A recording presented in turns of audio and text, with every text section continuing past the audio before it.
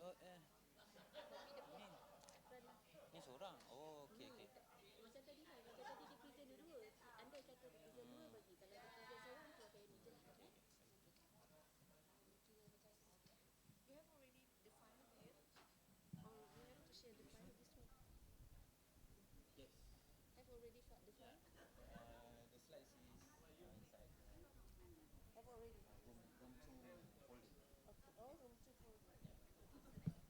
Where's the video? We try sequencing it first.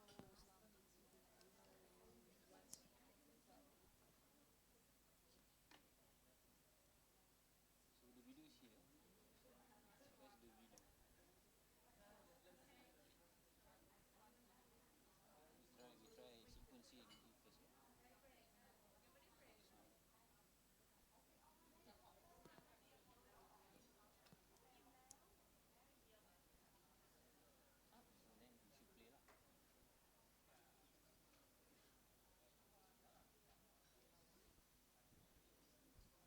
Does the video have sound? Video now, no sound. So this one is it okay? Video sound. Oh, No, no sound. okay, let me check with the.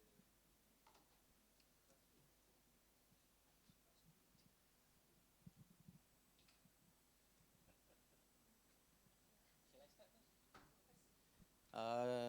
Good evening, distinguished guests, participant presenter. Okay, welcome to the parallel session. Our honorable moderator today will be Prof. Kim, and myself, Khalis Sohaimi, will be the co-moderator. So before we start, may I know which presenter that didn't upload their slides online? So okay, meaning that all presenters have uploaded their slides. Okay. So before we start with our session today, please allow me to brief the flow for today's session. Each presenter is given about 15 minutes of presentation time, 10 minutes presentation, and 5 minutes Q&A. At the 8 minutes mark, so it is just a guideline. At the 8-minute marks, the bell will be rung once, meaning that you have about 2 minutes to summarize your presentation. And then at the 10th-minute marks, I will rung the bell 2 times, indicating that the presentation time is up. And then we will continue with Q&A session. So bear in mind, it is just a guideline, so that we respect the next presenter's time. Okay. Without further ado, I would like to invite Prof. Kim to continue the parallel session. Okay.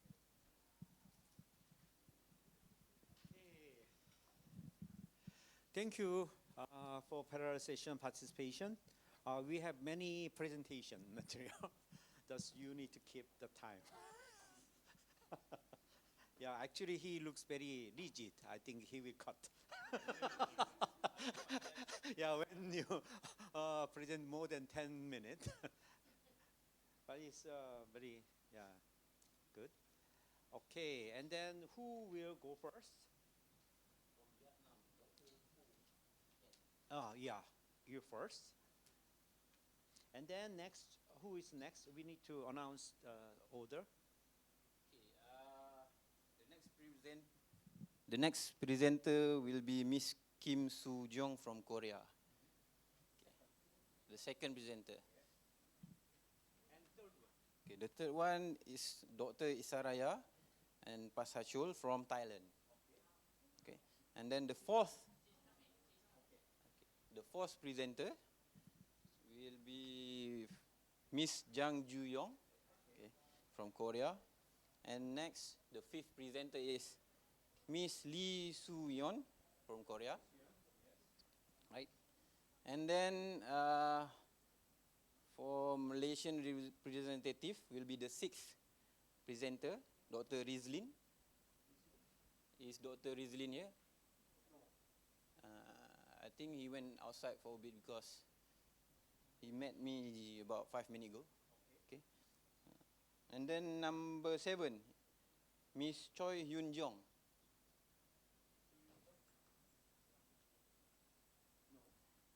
For the 7th presenter, I didn't receive a slide.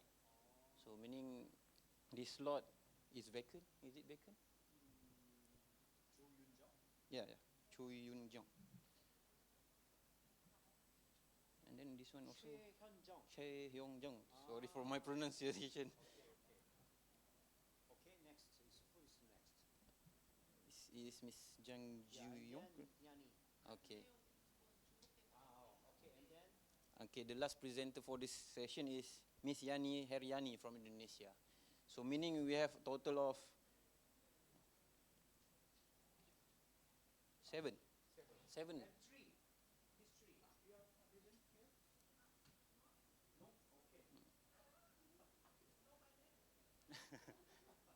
Okay. Okay. Okay, Dr. Rizalin is here. Okay. Okay. Can First presenter, Dr. Tien. if everybody is ready, let's start our presenter with Dr. Ho Tian. Already has slide here, right? Yes. Yes. Here. Yes. So where is it? Okay. I already know. So good afternoon, ladies and gentlemen. And so this afternoon, I will present with Dr. Tieng. My name is Thuy, and I'm from Institute for Partnership Development at Phú Xuân University from Vietnam. My presentation today is the policies and strategies to improve the quarter A employment outcomes in Vietnam. So my presentation will include 6 parts. And first, as you may know that maybe the quarter A employment outcomes play an important role in the economic growth as well as the stability in Vietnam. However, we faces in many challenges in the mismatch, in the automation, and also the labor market changing. And in this presentation, we will explore the strategies and also the policies to enhance the graduate age employment in Vietnam. And also we also draw in the previous studies as well as the policy report to aim to the discussion. First is the Vietnam workforce overview. So we have 51.9 million workers in 2024 regarding the 2024 data. And we divided into 2 areas, rural and area, which account for 61.7 and 38.3% respectively. However, in the quarter A employment in Vietnam, the context is that only 8% of youth graduate A is unemployment. And also, there are 30% of the only 30% of the worker, they work outside the field of what they have already been trained. So they're already the skill mismatch. This leads to the job mismatches in Vietnam. And among of them, there are only 28% of the worker hold official certification as well as the training. Regarding the employer, they also recognize that there are the gaps in the soft skill, in the language, and also adaptability regarding the requirements, regarding the recruitment requirements. And also, Vietnam labor markets faces many challenges. They are first is the public sector ship. It means that there is a huge number of workers from the public sector finding job in the future due to the policy streamlining policies, and also the global trade fluctuation also impact the export, would impact the labor markets as well. And yeah, in the emerging changing of the labor markets, also the requirement change, and there are a lot of transformation of work that needs a higher level of skill. So we have the future, just right to the future of work regarding the World Economic Forum report, that the skill gap in the labor markets accounted for the priority barrier to organizational transformation, which cites for 63% perceived by the employers. And also, the upskill workforce is perceived as the major strategy to adopt for the future. And we also recognize the skills such as AI and big data, or resilience, flexibility, or the technological literacy, creative thinking. Those are the skills not only important but also the emerging skill in the future. Those are the skills that need to focus to upskill in the future. And well, based on the literature, based on the previous study, we have the recommendations related to the curriculum reform and industry collaboration. It means that industry and university and institutions need to be in strong collaboration. And also the soft skill and digital competency need to be integrated into the training program, into the curriculum. Also we need to have also the strengthening experiential learning opportunities are the important components in the learning program. And institution also need to establish the career development centers to provide to consult the job service, to the relevant skill for students to have the practical and also industry relevant skill to get more adaptability in the labor market. And also the policy level reforms is important because especially the institution commissions as well as the ministry need to provide national framework for employability, as well as the accreditation which based on the competency for the which have the competency-based education content criteria. So based on the literature as well as the landscape, and regarding the World Economic Forum report, so we have to call for actions, and Dr. Thieng will continue with the policies report in Vietnam.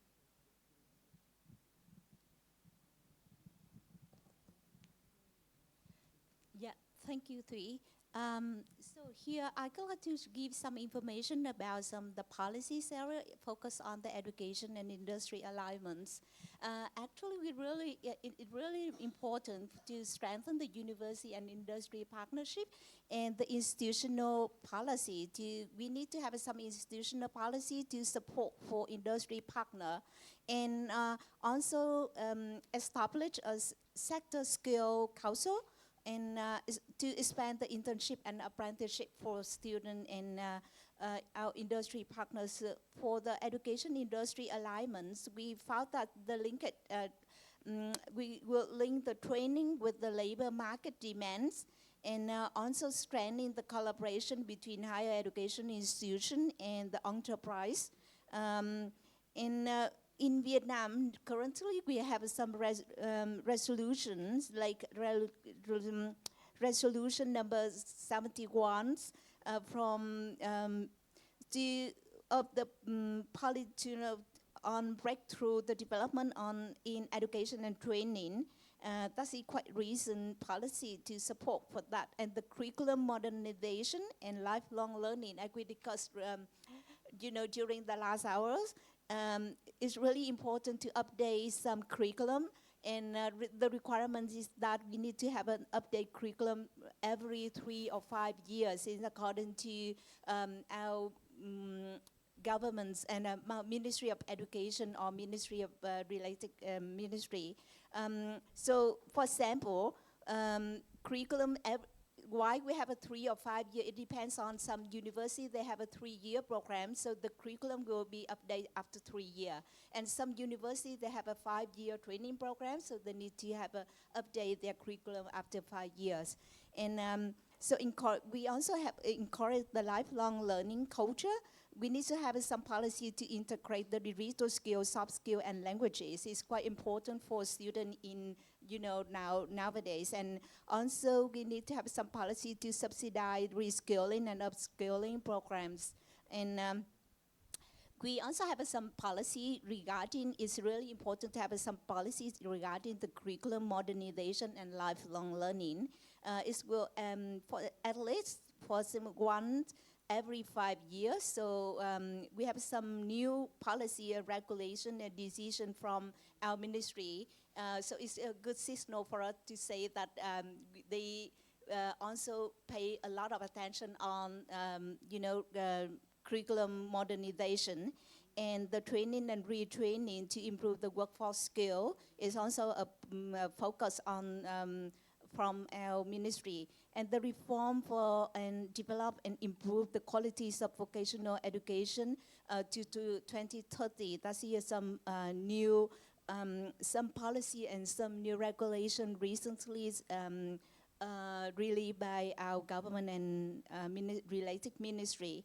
And the soft skills or industrial work habits are improving. So learner foreign language processing and digital skills are also pay a lot of attention recently in Vietnam through the policy.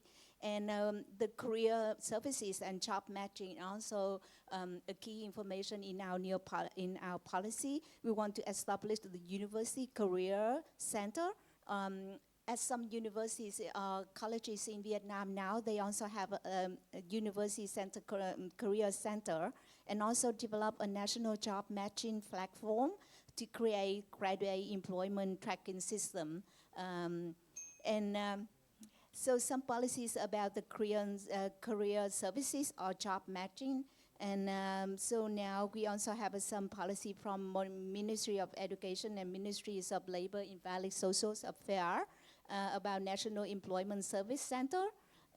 So those are some policies we have already done. And entrepreneurship and inclusivity is also pay much attention to provide seek funding and grant for staff or build innovation hub at universities, or promoting flexible work policies. So we focus on we have some new policy to focus on the international cooperation.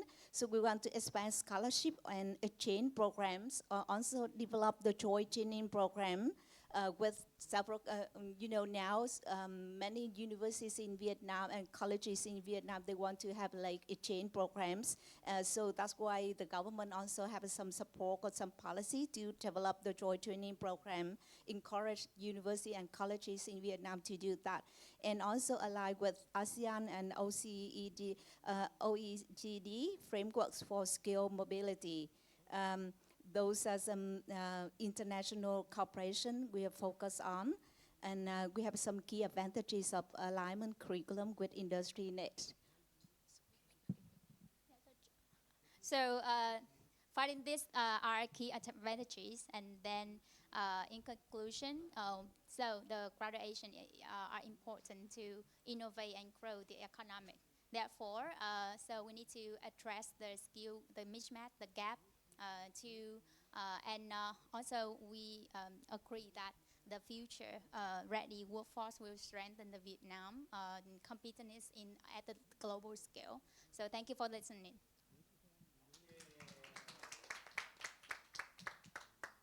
Yeah, now in Vietnam, the policy, and then not just domestic policy, but also international organization and labor market, is trying to make a connection and then trying to find a solution for your institute.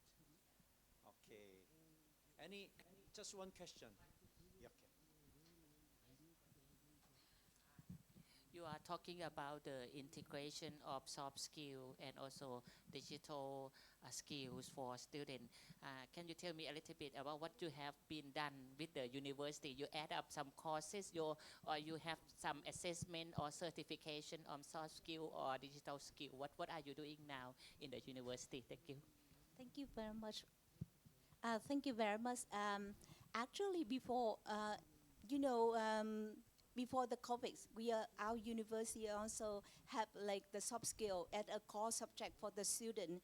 So we need to prepare for students with some course, soft skill, for example, presentation skill, entrepreneurship skill. So we have 5 courses. So it's 30 hours.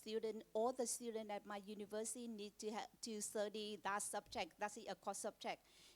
We prepare for some students with some skill before we, during the COVID, and then we turn to digital classes. And at the first day, it's quite struggling for us to prepare for students to get familiar with do online learning and also do submitting everything online. But, capacity building is not at the one time. So we need to do a lot of capacity building, not only for the student, for teacher. So they understand, they know how to do, and then they can deliver for the student. That's the way how we do during, before the COVID and then during the COVID. And the student now, for example, at my university, because it's a private university, so we have more investment in the facility, etc. So student can, we have we have software, we have some facility to support for student to deliver online learning well so far with deliver some digital courses, online learning, etc.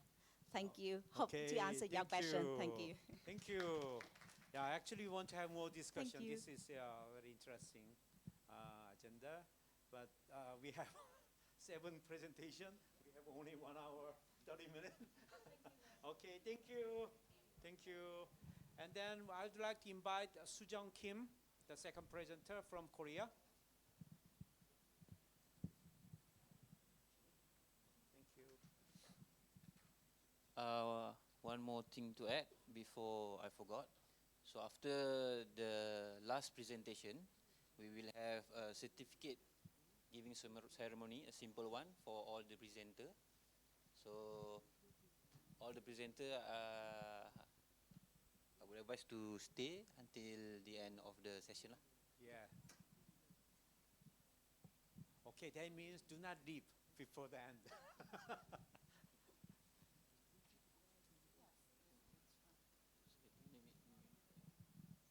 예, 시작하시죠. Okay.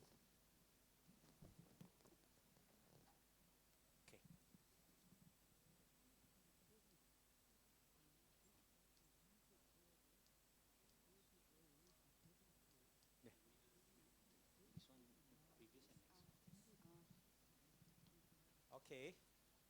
Ready? Okay. Hello everyone, my name is Kim Soo Jang. Today, I want to share insight on how vocational students can build a personal brand and appeal to employers in today's rapidly changing world.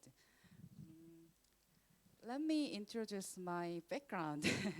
I'm a CEO of Green Nation. I'm spent 12 years teaching at agriculture high school teacher, focusing on smart farming and agricultural education. Now I run my own agriculture company, which gives me unique perspective. I've been both educator and employer. When I hiring, I often think, what kind of ability do I want in the student I hire? Every day I worried about that. Now, we currently live in area of rapidly advanced in AI and technology, just like K-pop, you know? Yeah, global success market changes happen at lightning speed.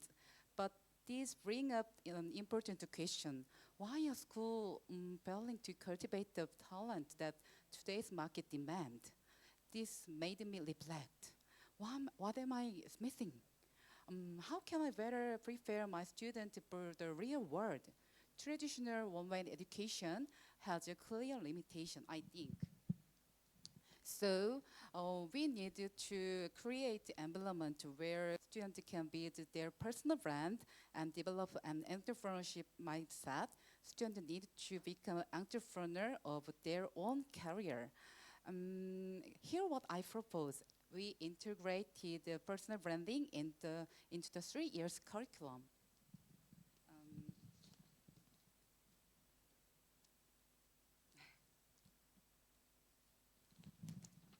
And looking at the existing school schedule and simple routine, it's repeat starting with meeting the student in March and ending with the deadline for student to record in December. I propose it with integrated entrepreneurship education and the branding process into this traditional framework. First, students should create a 3 journey map that document their education, activity, and key learning experience. This allows them to objectively reflect on their progress, challenges, and growth throughout high school, gaining value insight into their personal development. Second, this is a business canvas. A student need to create a personal business canvas, just like companies do. They should view themselves as a brand and map out their development over the past 3 years. The first year focused on self-discovery. Second 2 year, students gain certification and special skill and starting networking. 3 year, they have to prepare the targeting specific company. It's very good curriculum, I think. And sometimes we need some special things. Do you like some character? Many students like a character. This is my character. Every day, every year, many character is so different. So it's very useful to attractive their schedule. And this is my nickname is Flower Crystal. Flower meadow is very important things. Flower means stand for focus, learn, organic, work, plan, expand, reflect. Students themselves at the center with various skills around them like flower petals. Just as flower bloom differently each time with unique shape. So if you have some time, you can make your flower. It's very meaningful. And this is a business model. So many students make their business model.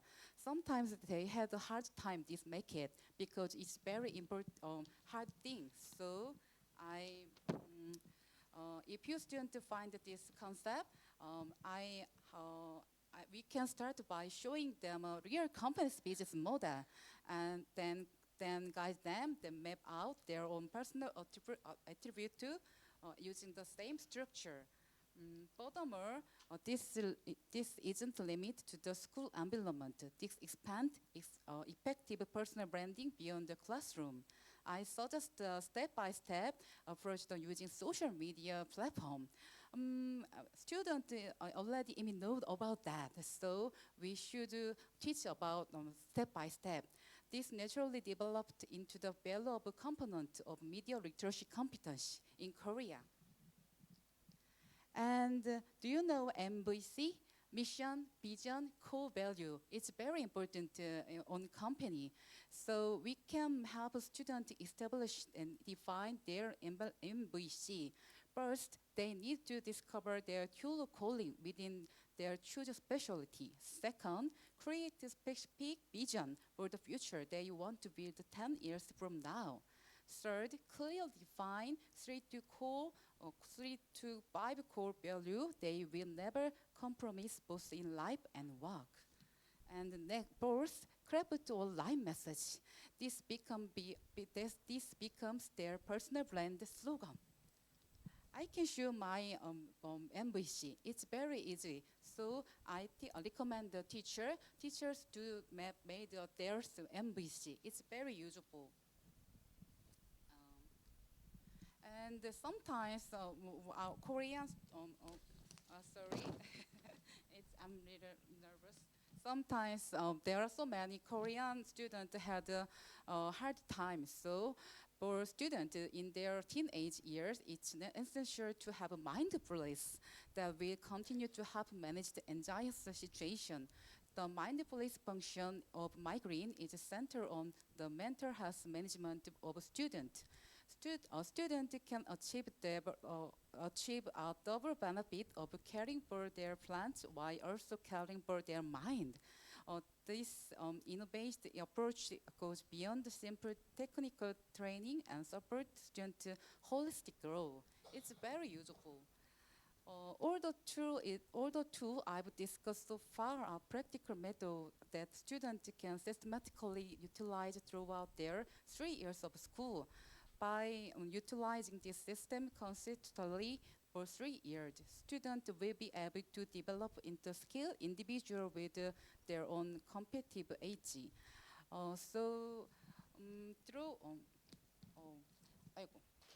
Sorry. 네, yeah. So through this program, we transform students from passive learner into the active brand builder. They are not just learner, they are brand. So, terima kasih. Thank you. Okay, thank you. Wow, this is very practical. Actually, have a long experience how to the students how to make their own brand. Because right now in agriculture, they are selling their products through the internet, to direct to the customer. Thus, brand is very important asset to start their own the agricultural business. Thus, actually, she has a lot of experience, and then she also a lot of experience to teach the personal branding and agricultural branding in English and the other marketing. Yes. If you have some interest in the smart farming on agriculture education system, feel free to connect to me. Thank you. His team is very famous in Korea in this field. Because he is visiting many schools and the community to teach the personal branding and marketing throughout this SNS and Yes. Okay, Atipa, you have a question or comment? You know this kind of business, yeah.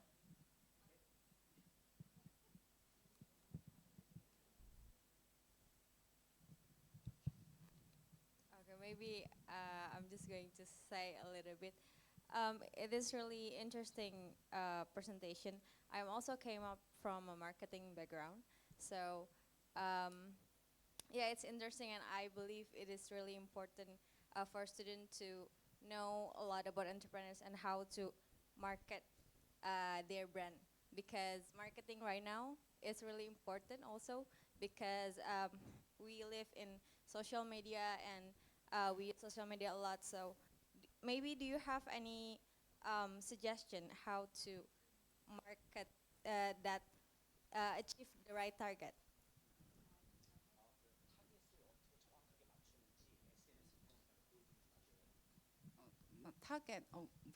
타겟팅을 하는 게 아니라 저희는 온라인으로 온라인 포트폴리오. We just making online portfolio in use social media. So as far as you know that advantage P is very important.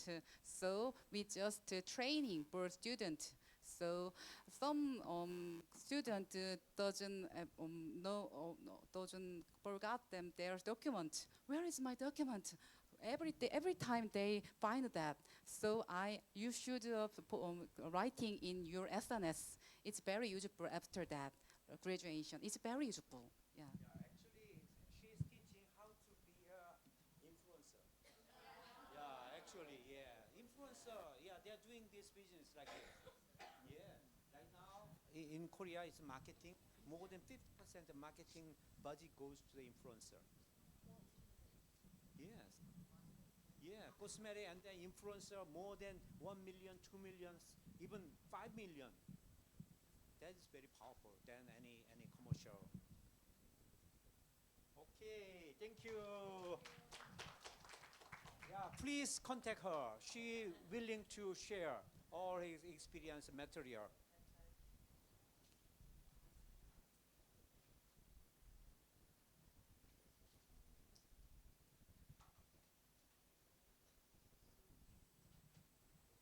김 선생님 영어도 많이 늘었어. 네, 작년보다 훨씬 영어도 잘하시고.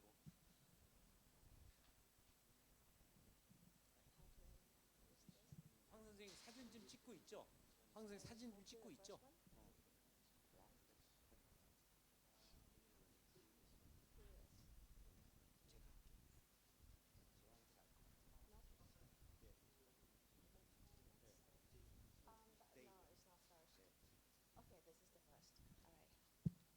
Okay, so good evening. Okay, thank you, Dr. Kim, for inviting me here, and it's lovely to be part of this wonderful conference. I'm Dr. Isaria, or you can call me Is, and I'm the director of Siam Business Administration Technological College, or SBAC. And today, we'd like to share my experience with you in this research entitled AI Enhanced Smart Classroom, Fostering Career Readiness for the Sales Professional in Tech Industry. So let me share with you a bit about this AI Smart Classroom. At SBAC, we have partnered with industry. One is the S-Curve, which is the educational Google education software training company. And we also work with a hardware company known as Centerm, which is a Chinese company. Together, we built this AI Smart Classroom to serve two purposes. One is to serve as the experimental platform for teachers to try on new teaching methodology. And the other one is to serve for students as a learning space that can enhance their career readiness skills. And under this research, we focus on one of the learning program, which is to build a sales professional for tech industry. And that is the background of this, I would say, the research. And if you look at the industry demand, there is a growing demand for sales professionals. Overall, if you look at the data of the platform online, around 21.4% is like the job posting online platform is on the sales roles. And right now, Thailand focus on digital economy. So it increased the opportunity for students who work as a sales professional in tech industry even more. However, there is a shortage for the qualified sales professional. And that's why we want to know like why there are not enough qualified students or graduates. According to the employer demands, right now they require people with AI or digital literacy as well as soft skill. And we found that most of students lack of soft skills. Soft skills could be include communication, collaborations, or critical skills. And with this, we found that traditional sales education is not enough. Mostly of the traditional sales education is like classroom learning. So to close this gap, the experiential learning come to play. It could be various forms. Some teachers use experiential learning like field work, they can do simulations, they can do project-based learning. And what we want to do is to try on another type of learning or experiential learning that can close the gap to build student AI literacy as well as soft skills. So here it is, our research objective. First, we want to identify the demand that industry really need. Then we want to find a gap between current graduate skill and that demands, and propose the new experiential learning strategies to overcome or reduce the gap, and finally propose the college industry collaboration model. Okay, so this is the objective. And here is our research methodology. We do the qualitative research by doing in-depth interview with the expert in the tech industry. So what do they want for the sales professional nowadays? And then we actually do the pilot test by try that teaching methodologies and do focus group with students to see if they're satisfied with this teaching methodology or not. This is the example. We use around 60 minutes for the interview. And the questions include what's the current or demands or the skill that they want, what is the gap, and then finally what should be the aspect of industry and college, new methodology that can reduce the gap. And here is the theme that we found. We found 4 themes. The first one is related to AI literacy. We found that it's required students or sales professionals to use AI literacy to come up with planning and marketing strategy. The prompting, effective prompting is very crucial. Second theme is that students need to have broad knowledge. Right now, most of the technical or vocational students have technical or depth knowledge. It's called as the vertical. But in terms of the horizontal, like business, marketing field, they are lack if you compare them to bachelor degree students. And they said that's why sometimes they're not high vocational students. So we need to improve their broader knowledge. And next is very crucial, non-technical or soft skill. Most of the especially tech students, they cannot communicate very well. So they say project management, communications, or storytelling, like by being able to explain technical knowledge to something that is very easy to understand or comprehend. This is very crucial. Last but not least is about attitudes. They mentioned about the working with the old people. Sometimes the new grads are very confident and they cannot work between gens. So humble, like the ability to have this positive attitude, like the self-learnings and accept people from different generations is also crucial. So in total, we come up with this competency maps that talk about 4 skill gaps, which are AI literacy, knowledge, soft skill, and attitudes. And from it, we craft the teaching strategy that is called tech influencer, similar to the previous one. Nowadays, students love like all this social media, and influencer marketing become one of the platforms that students can gain money from this. So we use this as our learning experience strategies, and we call it Tech Influencer Challenge Unboxing Next Level. So students will work into team, and then they have to do the live pitching to sell the Chromebook, which is the case product. And then not only live sessions, they have to do the video clip and post it on TikTok to sell to the audience. Okay, so from these missions, we do the training for them, which are like 3 topics in total. First is about product knowledge, or the technical skill, what is like Chromebook, OS, and so on. Second is about the AI literacy, or the content creations. Last but not least is about the storytelling, marketing side, the narrative. So here is some of the flow diagram. The first week is all about planning together with industry. Then we do teacher training, student training, do the actual contest, and finally, we do some reflections and focus group. Here is more detail. That would be us, me with the partner industry, like both software and hardware company together. We use the product, which is the Chromebook, as a case study and come up with this tech influencer challenge. And the industry become the judge themselves so that they know what they want. And then we have some teacher training. Teacher learns about all the products, the cybersecurity, and the needs of industry so they can train our students. And then we did the training for our students in this kind of hands-on fun way. So we invite teachers from digital marketing field, from digital graphic field, from tech field together to teach our students. And finally, sorry, this is PDF, so you cannot see the actual clip.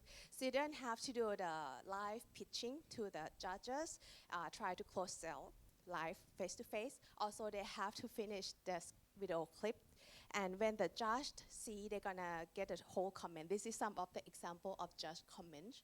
Like, okay, you did a good research, but it's not depth enough in terms of broad and depth that I mentioned early on. Or even the flow, the narrative, lack of call to action at the end, so you cannot sell it. It even about like AI voice editing or the creativity side.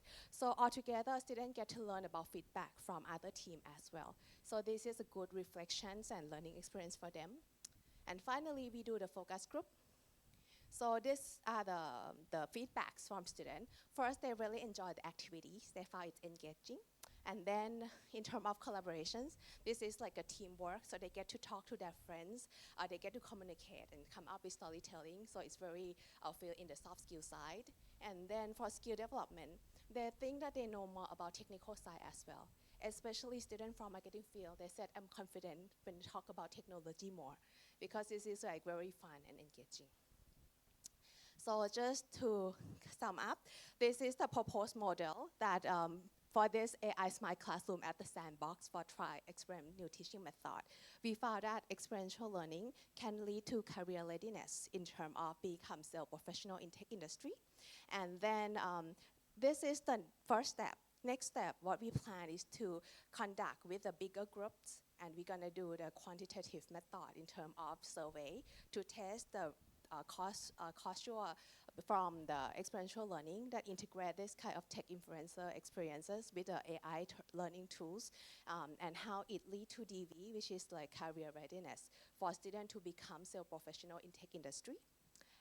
So in conclusion, as Thailand need more demands for qualified self-professional in tech industry, we propose this kind of model as college industry collaborations to come up with a new fun, engaging methodology of teaching that can help reduce the gap about the AI literacy, the soft skill side as well. And this is research has been proved that it's working, okay? And then contributions, like I mentioned before, we give you evidence base about the teaching strategy that can combine both the digital technology side as well as soft skill side to equip our students with the career readiness skills. Right, so since I got briefed that it's 20 minutes, but Dr. Kim said 10 minutes, so it's a bit fast, but that will be all for my presentation. Thank you. Actually, 10 minutes announced by this Right. gentleman. Right. But you need breath. Okay, right, because I want to Wow, finish the very whole thing. fast. Okay. Yeah, very fast. More than, I think, very fast. And then you need more oxygen. But anyway, this is about the influencer again, technical influencer. And then even though they have something, they are doing some business or they are planning to do something. And then throughout this kind of program, they will have more skill on AI and the other marketing skill and together. Right, because what we think, we try to develop the learning experience that fit with what they're interested in. And right now, influencer is a big thing. Everyone know, and it's very easy to comprehend. Yeah. If you tell marketing student, I'm going to teach you about this kind of IT product, they're going to be afraid and not confident. But when you told them that we have a very fun contest for you to try on and kind of, do workshop to train them, I think they very confident and positive about this learning. Okay, and for second presentation, quite there are some common target and methodology also. Okay, and we one question. 우리 수정 선생님이. Okay, yeah, I think you are the right person to answer to make a question. Yeah. Yeah.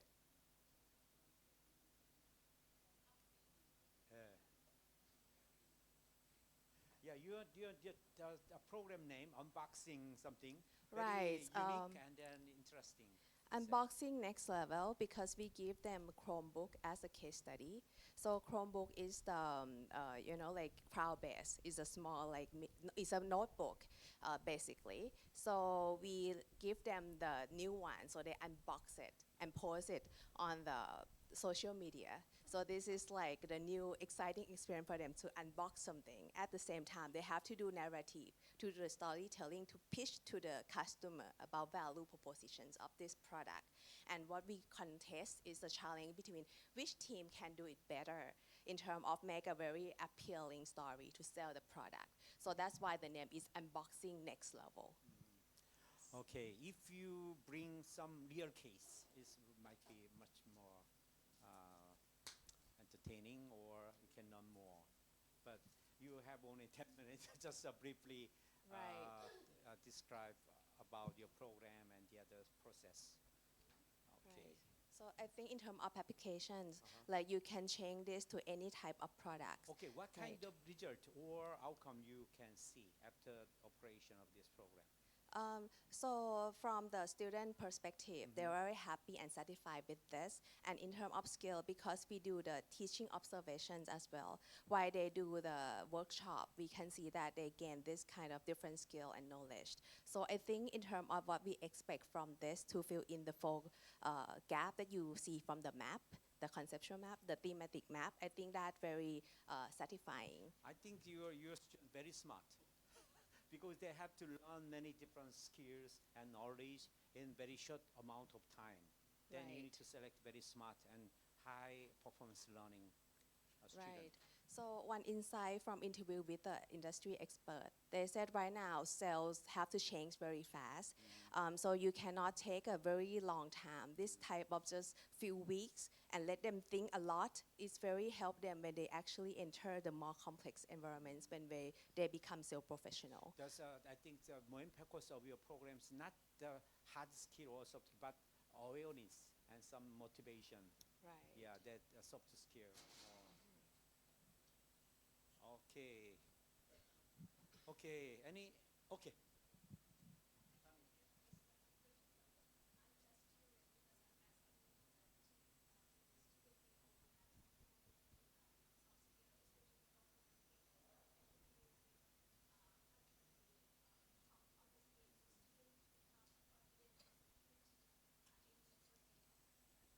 I think it's the ambience of the college. This is not the first program that we did in terms of pitching. We has been first I have to say we have like Thai language courses and we turn into MC courses.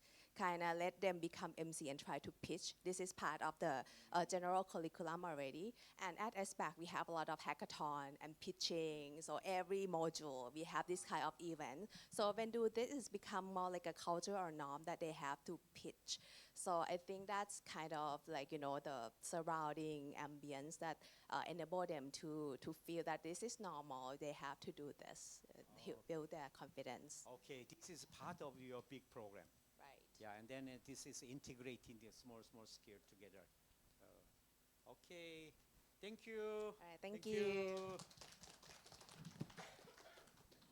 And we have next presenter.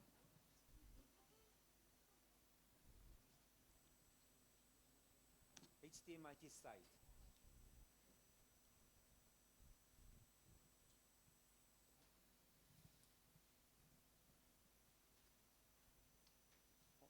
인식을 못하네. 시간. 오케이.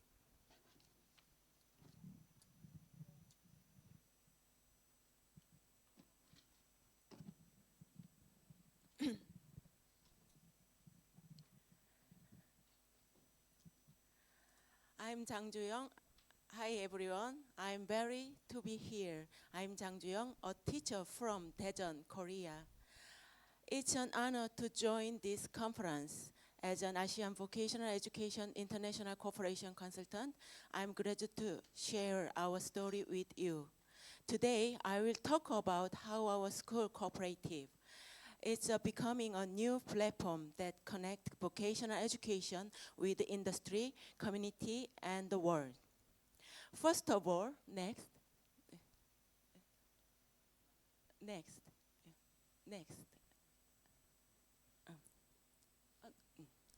First of all, we choose the cooperative model because we want our students to learn how to make money like a real company within a safe legal framework. A cooperative is a business we share and we run it for the common good. It shows that profit and purpose can go together, creating social value.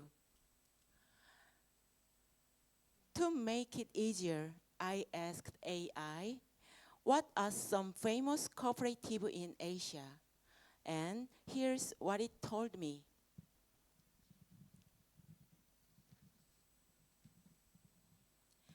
A school cooperative can generate revenue just like a normal company.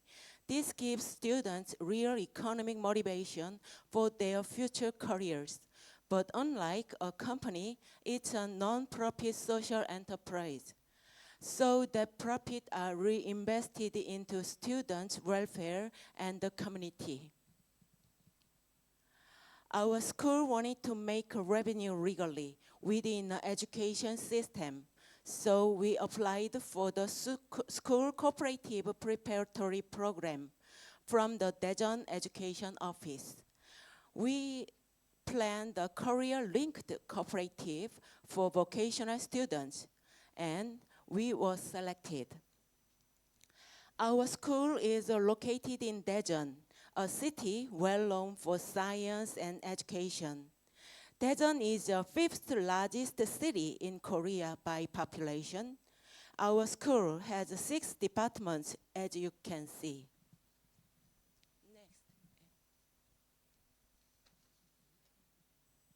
Next.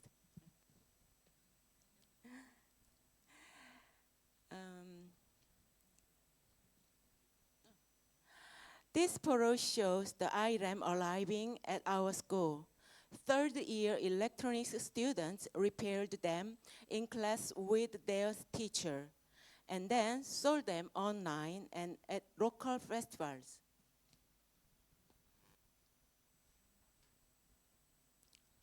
Next.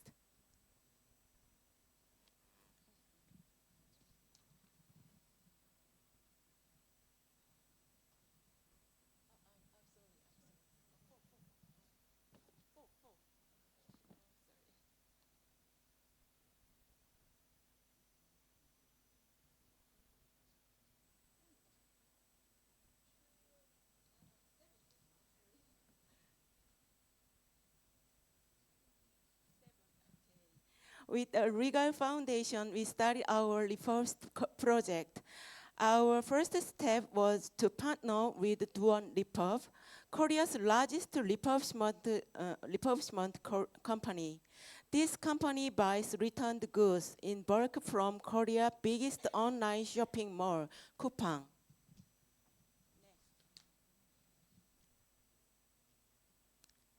This photo shows the item arriving at our school.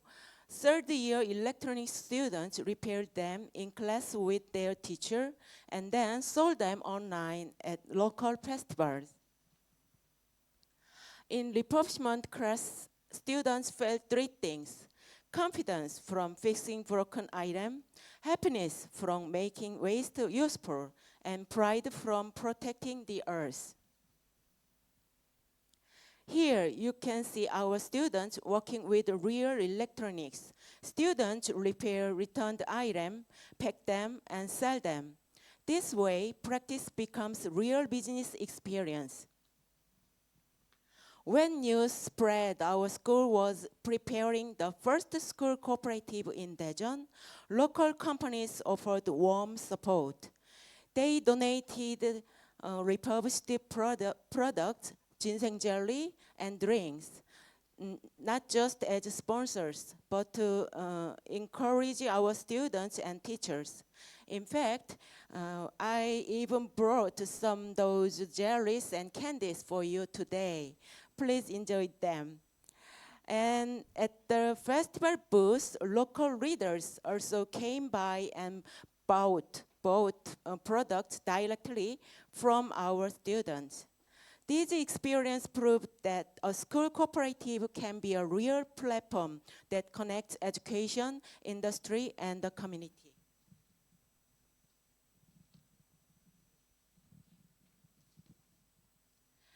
At the Corporate Day event, we also had the good news. This photo shows the signing of a four-party agreement. It includes the largest bakery cooperative in Daejeon, the Daejeon Design Promotion Institute, and the Federation of 1,070 cooperatives in the region. That day at the market, our students displayed products, explained them, and sold them. They received money from customers and gave items, learning real business. In total, they earned over 2 million won. Students learned that real success is not only making money, but also giving back. We donated repurposed goods to disadvantaged families and shared items at school events. We also used part of the profit to buy books for our library.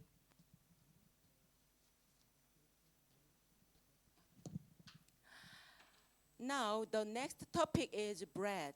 Daejeon has a famous bakery, Seongsimdang, which brings many tourists. To use this local strength, our school opened a new pâtissier department. And to give students real chances, we partnered with the largest bakery cooperative in the region. Our students are developing new local bread brands and joining bread festivals. They learn while earning money, becoming skilled workers and future entrepreneurs.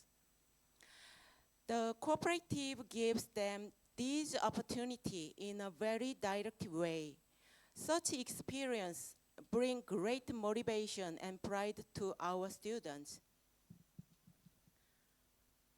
Next, we have the partnership with the Daejeon Design Promotion Institute, DIDP. This institute helps our students create their own brands and guide them to grow into marketing and sales through design. In this progress, our school cooperative provides strong support and a safe base. This portal shows the certificate after 12 design classes and a character design I created by putting our school uniform on Daejeon's mascot.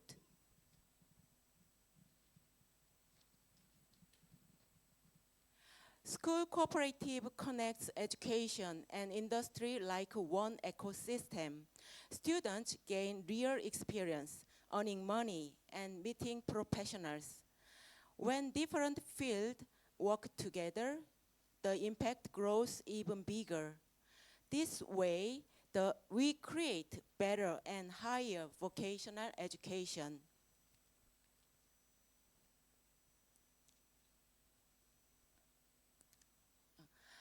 The school cooperative is a great system.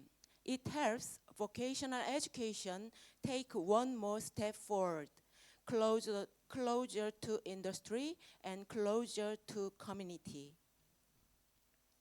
The school cooperative is built for long-term growth. With after graduation, students can stay as members, but with new roles. During school, they receive support. After graduation, they give back by mentoring juniors, reinvesting, and offering training. With the students, alumni, and teachers together, the cooperative grows stronger and stays sustainable.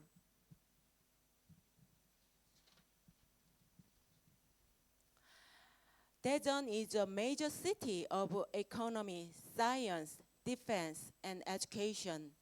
By sharing our story, I want to welcome Asian students to Daejeon and also open new paths for our own students to Asia. Through our school cooperative, we will expand international exchange. If we walk this path together, our school cooperative can grow into a model beyond borders. This exchange is more than education. It means shared growth, new talent, and connection beyond borders. I would like to express my sincere gratitude to CRIBET for their strong support that made today possible. With CRIBET, we will continue to grow international cooperation. I am Jang Joo-young, ASEAN Vocational Education Consultant.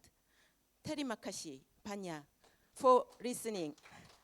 Let us keep building friendship, cooperation, and growth across the Asia. Peru sahabatan, Koru jasama, dan Peru tumbuhan di seluruh Asia. Terima kasih banyak. Thank you. Okay. Yeah, this is one of the recycle activities. Now in Korea, several the school and social action group and cooperative doing this kind of republishing and product development. And also this is a good opportunity to teach entrepreneurship to the student. And the green, green, yes, green actions. Okay, any question or comment?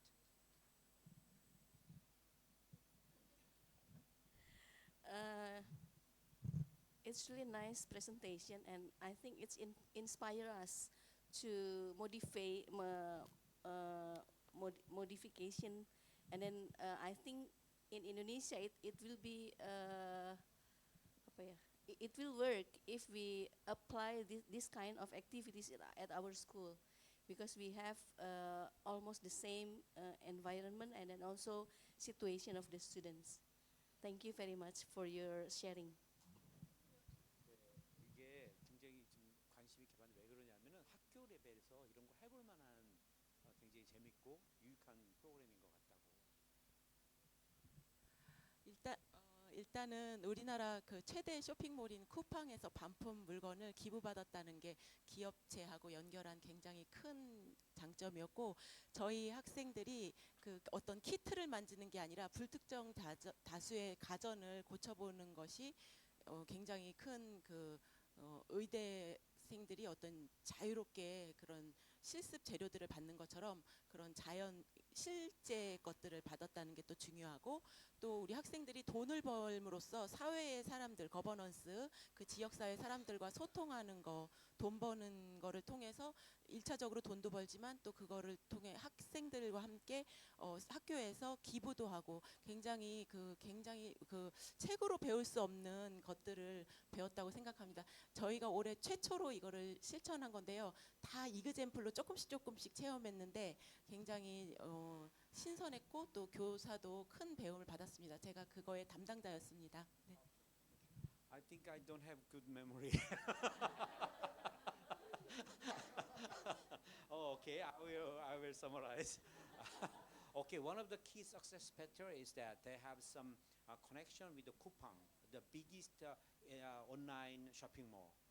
Actually, when they deliver some home appliance, there are something broken, and they return it, and then they have an agreement with the Coupang, and then they can get that damaged home appliance product, and then student work on it and fix it or some change the painting, and then they resell to the market. Yeah, that's why they have a lot of good opportunity. They actually, even if they do not provide this kind of service, Coupang just throw away. Yeah, throw away. But they recycle again. That's the green. And then second one is they can teach how to fix the broken product. During the time, they will have how to use their skill and the other tools. That's the second one. Third one is they will sell it to the market or they donate. At the time, they know how to do the business, how to make money. This is one of the benefits from these activities. Now, actually, she will commit all his activities to develop more this product. I think it's a very good idea. Okay, thank you. 네, okay, last comment. 예, 제가 여기 온 이유는 이 쿠팡 반품 물건을 우리 여기 박사님 여기 단체를 통해서 아시아에도 이런 거를 기부할 수도 있는 거를 연결할 수 있습니다. 그리고 저희 학교 시설도 너무 좋은 학교니까 교류를 희망합니다. Yeah, actually, they have many products available. Just if you want, they can donate.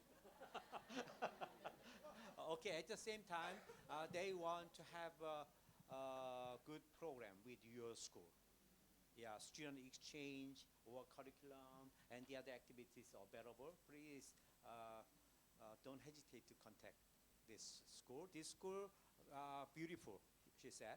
I never been there, but I believe. And then the landscape, all the thing is very beautiful. Just please, when you come to Korea, please visit our school. Okay, thank you. Okay, and then we have two more, three more. Okay, who is the next? Suya. Yeah.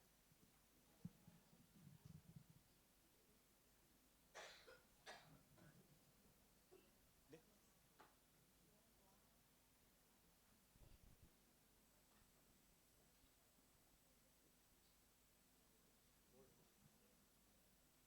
Yeah, actually each case is very, very good, right? Yeah. Okay. Actually, very interesting about the cooperative in the school. Yeah, very interesting for me actually about the cooperative in the school. Only one very small question that is, you have by the law, by the regulation, or anything that allow your school to be able to do like a business like this, to sell things coming and your activity. Any laws or any regulation given by the government or yeah. Good question. 지금 이제 이런 걸 하시는 거 참 굉장히 관심 있게 봤는데 이분이 진짜 관심 있는 거는 그런 학교에서 그런 것을 할 때 어떤 그 못하게 하는 정부 규제나 어떤 그런 게 있지 않냐 그런 거 어떻게 잘 하면서 그런 저 비즈니스 그 협동조합을 통한 비즈니스를 어떻게 하고 있는지 궁금하네요. 그래서 학생들이 돈을 버는 거는 원래는 영리를 추구하는 거기 때문에 교육청 교육부에서 내려온 공문 중에 진로 연계형 협동조합을 차리라고 해서 저희가 스쿨 코퍼레이티브를 그 올해 예비 학교로 대전시에서 2개를 선정했는데 하나는 중학교, 하나는 저희 특성화고가 선정됐고 저희가 이 리퍼브 사업을 가지고 주된 사업은 리퍼브 사업을 가지고 원서를 냈는데 됐어요. 그래서 그거를 통해서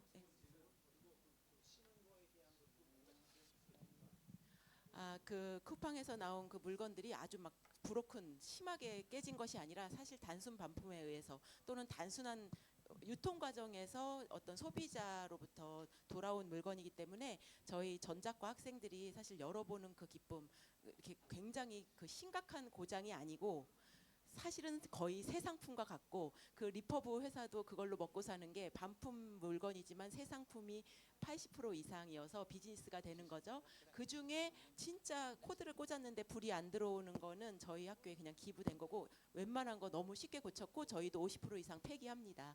그리고 장터를 통해서 또 팔고 학교가 이런 일을 한다고 하니까 많은 페스티벌 지역에 그 원래는 아무나 부스를 안 주지만 저희는 특혜를 받았습니다.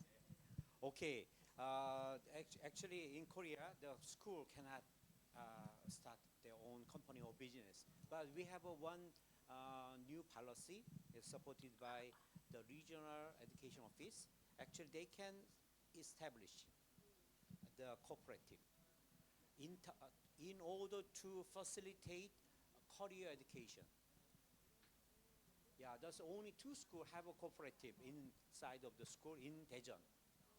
Yeah, does this very educational institute have some how can I say, very special occasion to have this? And then second one I ask about when they fix the home appliance product, do you supposed to have a qualification? But they said, actually 80% of the old product is just not broken. Just a box, a little bit broken box or a little bit paint. Just, if it's seriously damaged, just throw away. But it's a little bit different. And then after fix or painting, just give to the second-hand market. Yeah, and then that is, because I think they stabilized, and then many community invite them. Because it's a good idea, and student, they are doing, and there's a community interest in this program. Okay, thank you. 감사합니다. 수고하셨어요. Okay.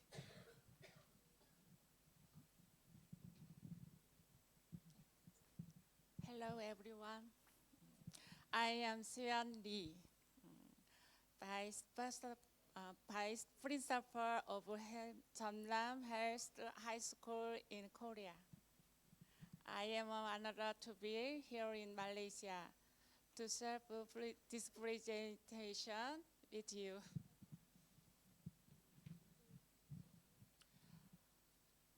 Next.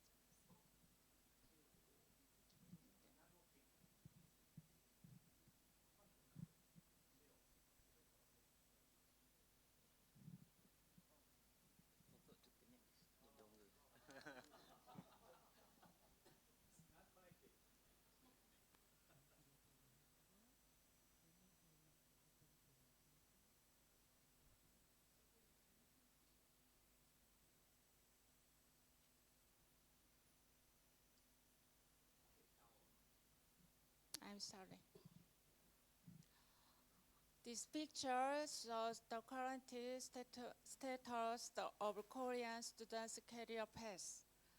Now let us see the path of 100 students. After graduating middle school, they go to the vocational high school or the general high school. Many vocational high school students often lack the confidence and determination to get a job.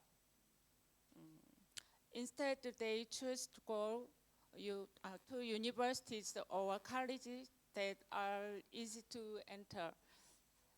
It makes it difficult to contact their students to employment.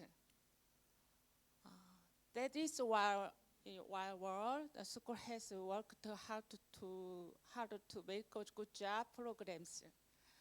This helps the students get ready for their future with confidence.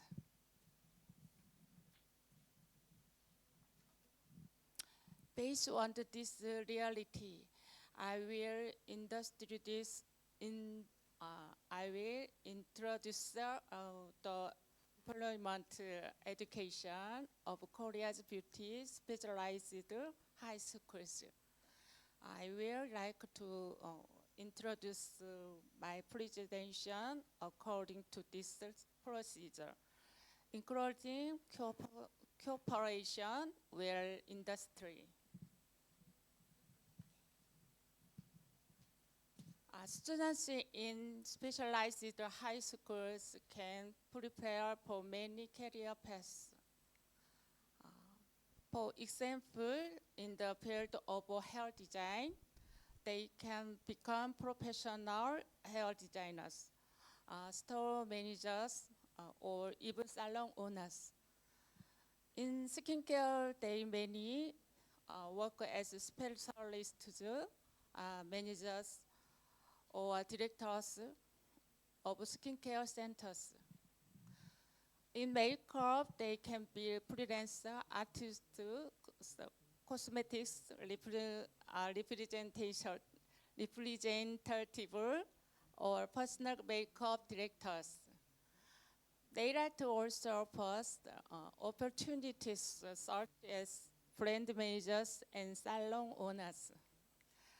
Finally, some students choose to become beauty educators, working as teachers, professors, or corporate and freelance instructors. While entering While attending high school, I explored this career path to see if I had talent for beauty-related professions.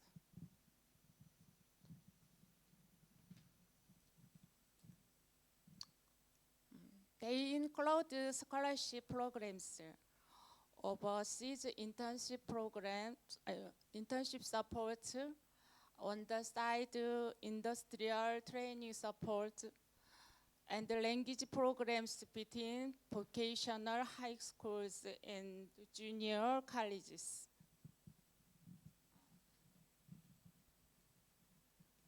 Our school is carrying out several government-supported programs for employment. In the health field, we have an industry-led program with our beauty, in the Korean Beauty Society, providing company specialized training processes semesters. We also contact with study programs with excellent company during the semester, which is this internship period. In addition, we match students with companies at 23 branches in Seoul, Gyeonggi, and Gwangju. After apprenticeship training, students are offered early employment through agreements with partner companies.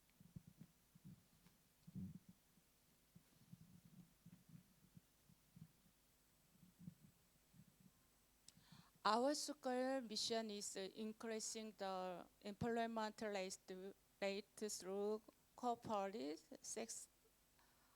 satisfaction. For this purpose, we develop students' skills and you organize many pictures such as customer process, learning and growth, and finance. Even if there are so many pathways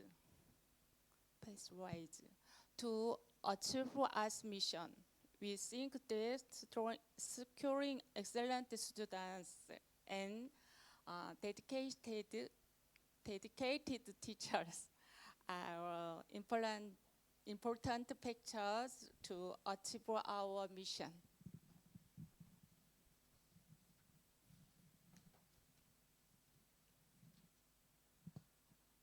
Our school offers training divided into 3 stages. First step is the individual counseling stage. Second step is the job skills stage. And final step is the job training stage.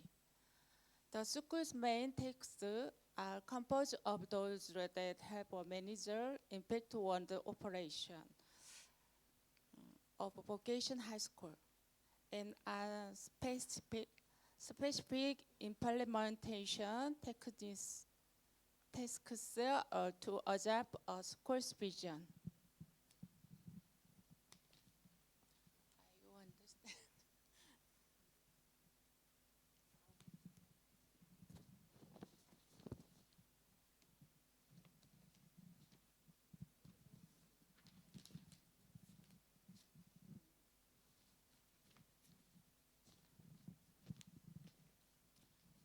Now, I would like to give a brief introduction to field-tailored curriculum development.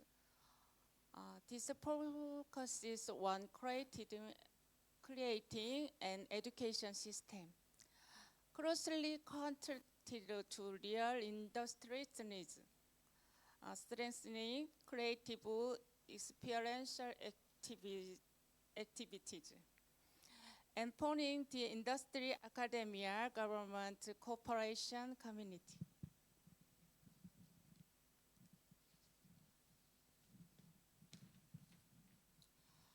Now let me briefly introduce strengthening employment capabilities 1. We run employment-oriented school programs, build a job-focused network, and strengthen communication with parents.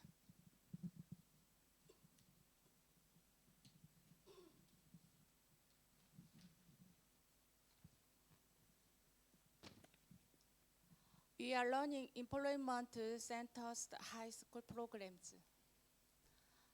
The efforts of frontline teachers, parents change of perceptions, system improvement, student choice.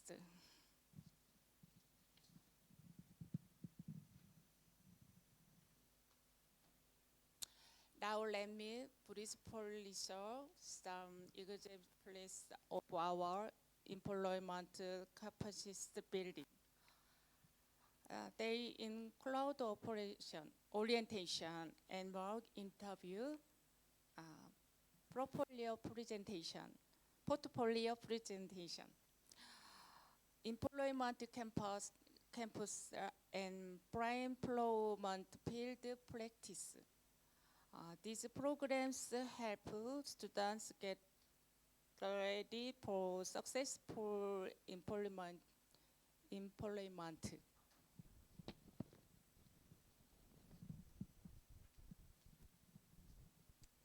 To make a curriculum successful, we must give training to students choosing specialized high schools. Pre-training for middle school students that their parents and teachers will build our awareness in improve basic employment skills.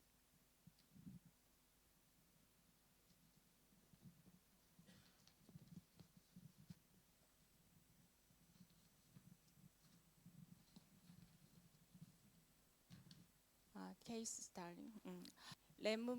Let me briefly introduce our job camp. Let's take a look together.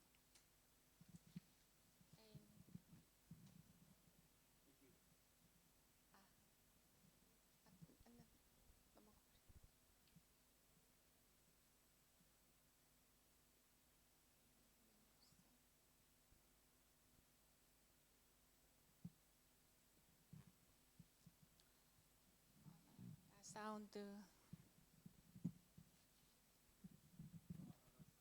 No sound. At the job camp, students take part in many activities, such as self-introductions, portfolio exhibitions, and work interviews with industry professionals.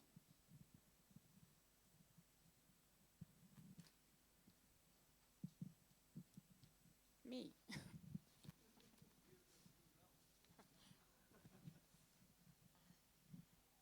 If you choose a career with a vision for the future and invest diligently for 10 years, we will succeed.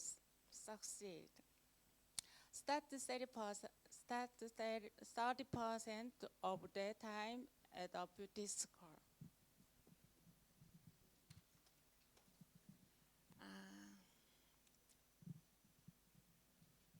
Passion of challenge toward beauty. Thank you so much. Okay, the passion for challenging toward the beauty is her motto to become the real beauty teacher. Actually, you know, I know her long time. Actually, one of her students got a medal from World Skill. Yeah, still she's active. So she has a lot of experience how to teach the student to become not just normal beauty practitioner, but excellent level. So she has a lot of experience. And then this is one of the summary of his experience of how to teach the beauty. And after teaching, students do not know how to get a job. That's why they have to be prepared. Yeah, from children to become one of the skilled worker. They need to be transformed.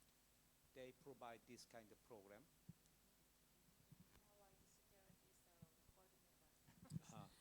Gold medal.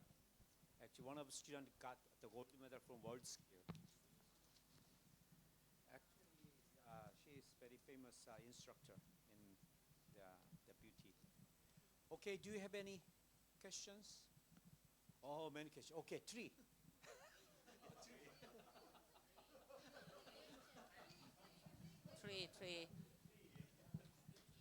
Three questions. Three questions. Okay. Thank you so much, Miss Lee Suyeon, for your great presentations. It's about beauty. All women are beautiful. So you are a great instructor and teacher. First of all, it's about employability. You mentioned about it. Do you have any data or experience about after they study the beauty, how many graduate from the school can mostly they work or they continue their study or being an entrepreneur from that beauty classes? And then the second one, is there any special set? Oh, one. I thought 3. Oh.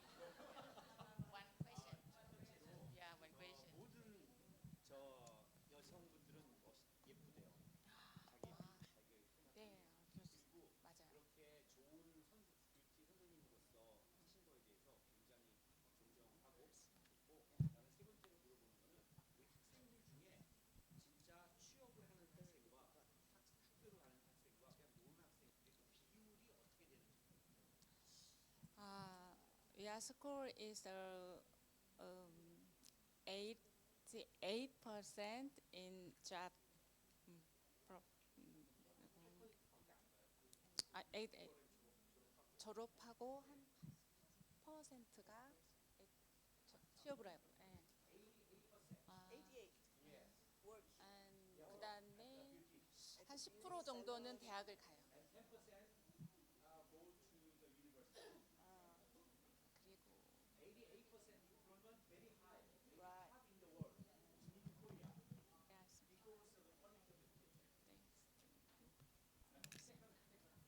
Okay, second one. Any special certifications that is really needed if your students who would like to have a good job, especially for beauty? Thank you.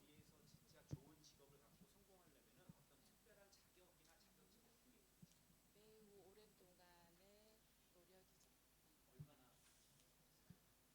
사람마다 조금 다르긴 한데요. 그 학생이 포기하지 않으면 사람들이 많이 그 미용을 하면 놀면서 이렇게 그냥 막 하는 줄 알아요. 그런데 미용은 약품도 강하고 하루 종일 서 있어야 되고 또 나보다 더 나은 기술을 가진 사람이 주위에 많다고 생각하니까 본인이 무단한 노력을 합니다. 그렇게 해서 자기 만족을 잘 못하지만 일단 취업을 해서 2년 6개월 정도의 인턴 기간을 지나면 본인이 준 디자이너 자격을 받아요. 그리고 3, 4년 정도만 지나면 본인이 이제 수석 디자이너나 뭐 그 정도를 할 수 있고 5년 이후로는 본인의 노력만큼 돈을 버는 것 같아요. 10년 정도가 되면 포스가 생깁니다. 아우라도 생겨요.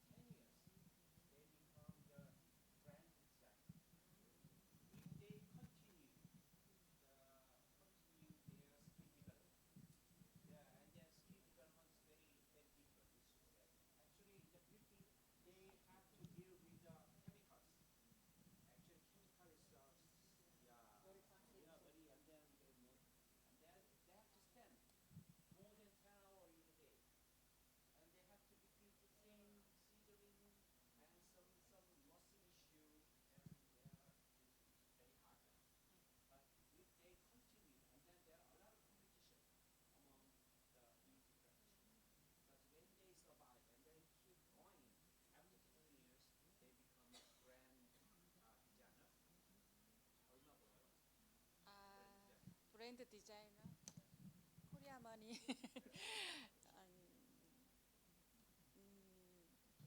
가장 조금 벌 때가 한 7, 800 되죠? 더 되나요? 잘 되면요?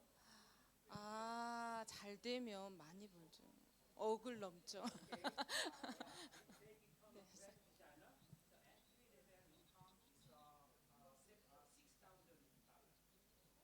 이제 한 3천만 원을 기본으로 하는 것 같아요.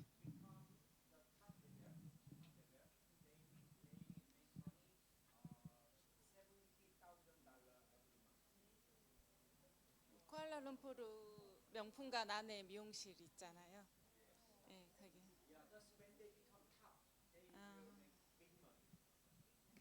빌지 전표를 탑처럼 쌓아놓고 있으시던데.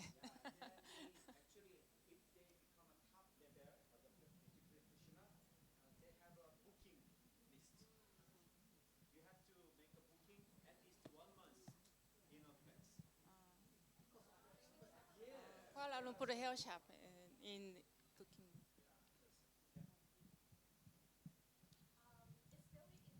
Mike, Miss A. 너무 잘 들리는데. Yeah, I'm waiting for this topic, because my college is gonna open beauty major soon. I mean, next academic year, and it's very interesting because her presentation not only train the student in the content, but this is in the real world to produce the student can get a very good job. I have one question about credit bank system. I would like her to explain more. This credit bank system just only used for their student or the working people, specialists in salon to transfer their experience and back to get the credit bank. Yeah, this is my questions.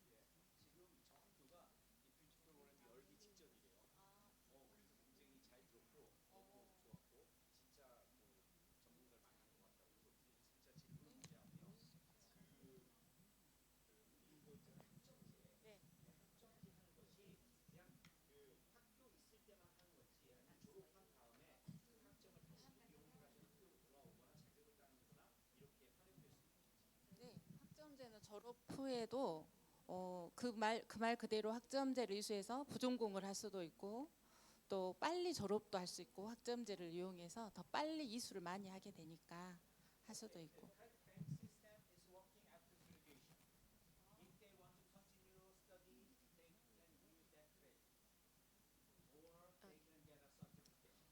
한국에서는 도제학교가 운영되고 있어요.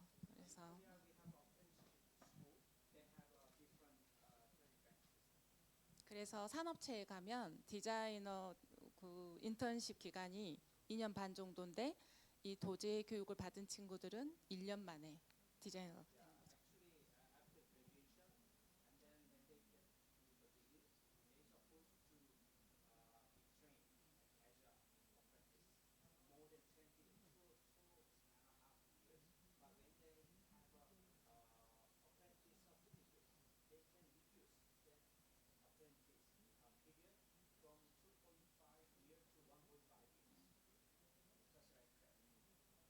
And they can get the certificate under the high school or which certificate? 네. 저희는 정규 학교잖아요. 그래서 이제 교육부에서 승인이 된 정규 학교라 학교에서 나오는 거고 직업학교는 직업학교를 하는.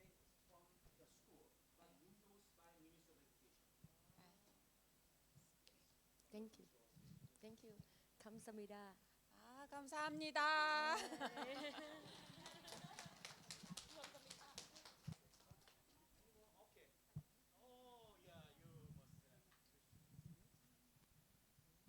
Okay, thank you for the time given to me. I don't want to ask question about this one, but so many questions at my mind. that is the interesting presentation, presentation for me. Why? Because now I'm a teacher of the vocational school in Indonesia. That one of the school here I teach will be closed down, and because of Mr. Dr. Kim motivate us to, to grow and then to, to open the new program, that is, we choose the new program here about beauty. And then, so this is very interesting for me, that now we start to prepare opening the new class, the new program in my school, and that is a beauty program. And we start prepare about the so many items from the government that we are going to fulfill. And now we get difficulties. That the difficulties that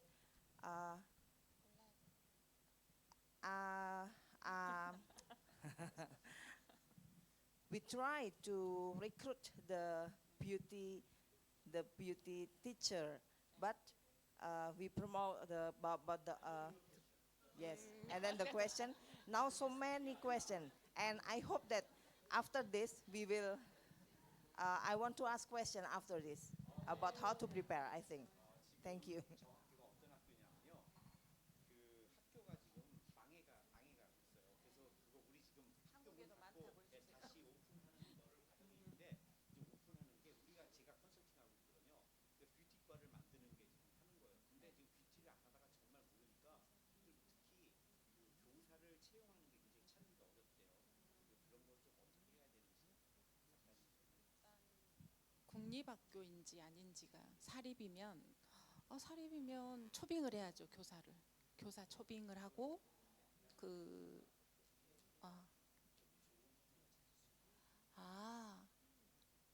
좋은 선생은 기술만 좋아가지고는 안 되는 게 미용이라. 미용은 일단 시작할 때 봉사를 가르치거든요. 그래야 평생 봉사하면서 살 수 있는 그런 철학을 가르쳐요. 미용의 철학을.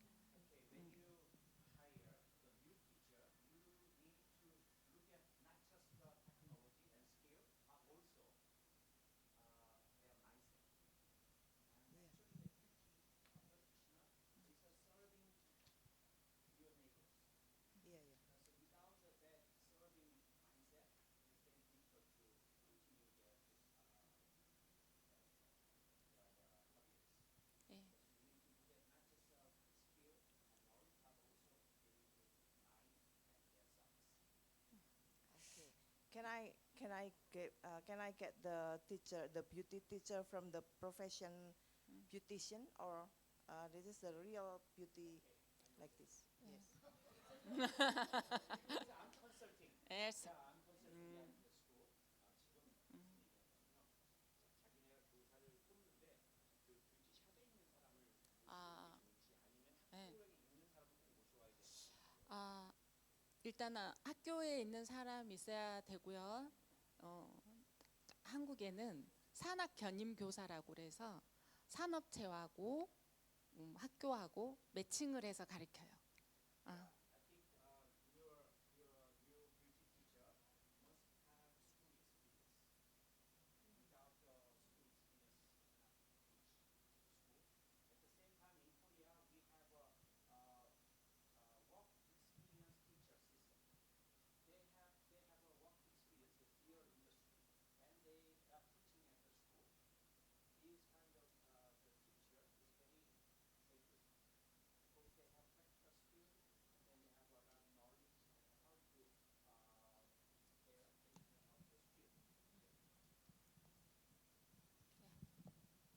That's okay. Thank you.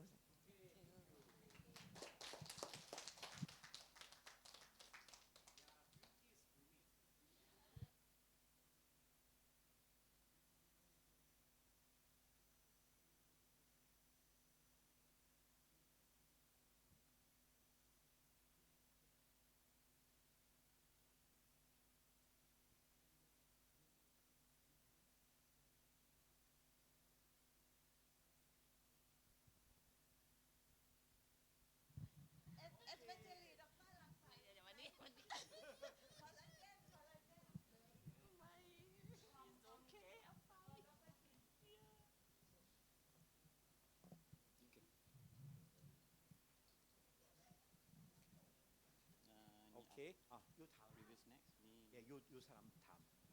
여기 앉아 계세요. 여기 앉아 계세요. 네.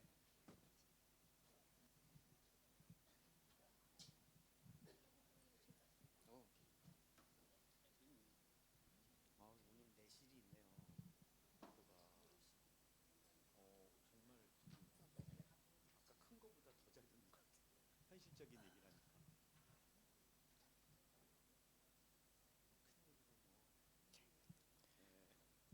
Assalamu alaikum and very good afternoon to all the delegations who participate in this conference. My name is Rizlin bin Abdul Rahman from Department of Polytechnic and Community College, Malaysia. And nice to meet you all. And I would like to share to you one of the what we call a concept, how we integrate entrepreneur with the TVETs. So this evening, I would like to share the knowledge on fostering national economic growth, strategic planning for sustainable TVET entrepreneurship in progressive training institution through the quintuple helix model. So I try to underpin this model, quintuple helix model, to TVET institutions that are doing entrepreneurships. First of all, TVET institutions are very essential for cultivating and competent workforce that can foster innovations, enhance industrial competitiveness, and promote sustainable entrepreneurship. Presently, many TVET institutions that have a challenge in developing sustainable skills, competency, and retain relevance over the years. Also transferable across occupations and empower graduates to adapt to technological, environmental, labor markets, and entrepreneurships. So progressive training institutions as a TVET provider are anticipated to extend their roles beyond teaching and learning to include the modernization of the physical and digital infrastructure, the alignment of campus operating and teaching environments with sustainability principle, and redesign the support system, such as governance, industry partnerships, incubations, and career services. These are to ensure that graduates that we are produce must have the entrepreneurial mindset, and also with the practical skill necessary to succeed in the circular positive economy. And most of the training providers are facing the problems.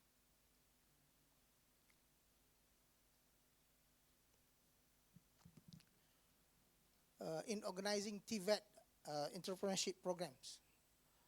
TVET institutions expected to extend their focus beyond technical skill, and to include development of entrepreneurial skill and their mindset. And many institutions continue to face challenge in providing entrepreneurship education that effectively leads to the actual entrepreneurial activity. The entrepreneurs training must in line with the life entrepreneurial actions. And yes, very progressive training institutions exhibit instances of innovation. Yes, many innovation has been done with the progressive training institutions, but they often lack of cohesive strategy. How to integrate infrastructures, partnerships, and support services necessary to promote entrepreneurial behavior. And with that, TVET system does not effectively incorporate sustainability and digital transformation, which result to graduates being unprepared for opportunities in the economy or digital business model. The misalignment this poses a risk of generating graduates who possess technical skill but less competitive in labor market focused on entrepreneurship and innovation. Moreover, with the fast changing of economic growth and the growing demand for small and micro enterprises, TVET must intentionally cultivate transferable meta skill. Meta skill, and also with the green competency and entrepreneur skill that empower graduates to establish and maintain livelihood.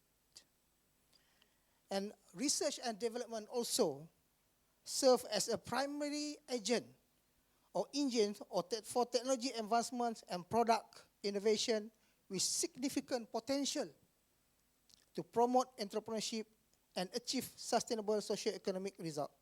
R&D also will generate new knowledge, processes, and technologies to the process, especially small and medium-sized enterprise. And the policy framework also must explicitly connect research agenda to market and sustainability objective beside promote commercialization. And without commercialization, the failure of to manage the commercialization issue will be detrimental to our research and innovation efforts that have been undertaken. With that, these are some of the questions that need to be asked to the TVET institutions in developing TVET training for entrepreneurs. Some of them, how TVET institutional develop skills that are sustainable, lasting, adaptable, relevant to future work and societal needs, including entrepreneurship. How entrepreneurship education influence students' intention to become entrepreneur, their readiness and the quality of entrepreneurial skill. How new technology affects curriculum change to integrate with technical skill to assist graduates to their workings. These are some of the questions that need to be asked for especially for how the developer of the program. So we look into the progressive learning institution, which is a move from the traditional way to the active and student-centered experiential learning. And it is a skill-based training that have the characteristic on student-centered and experiential learning, integrated and collaborative approach, and focus on practical skills and critical thinking. This is the way of how we implement entrepreneurship in TVET.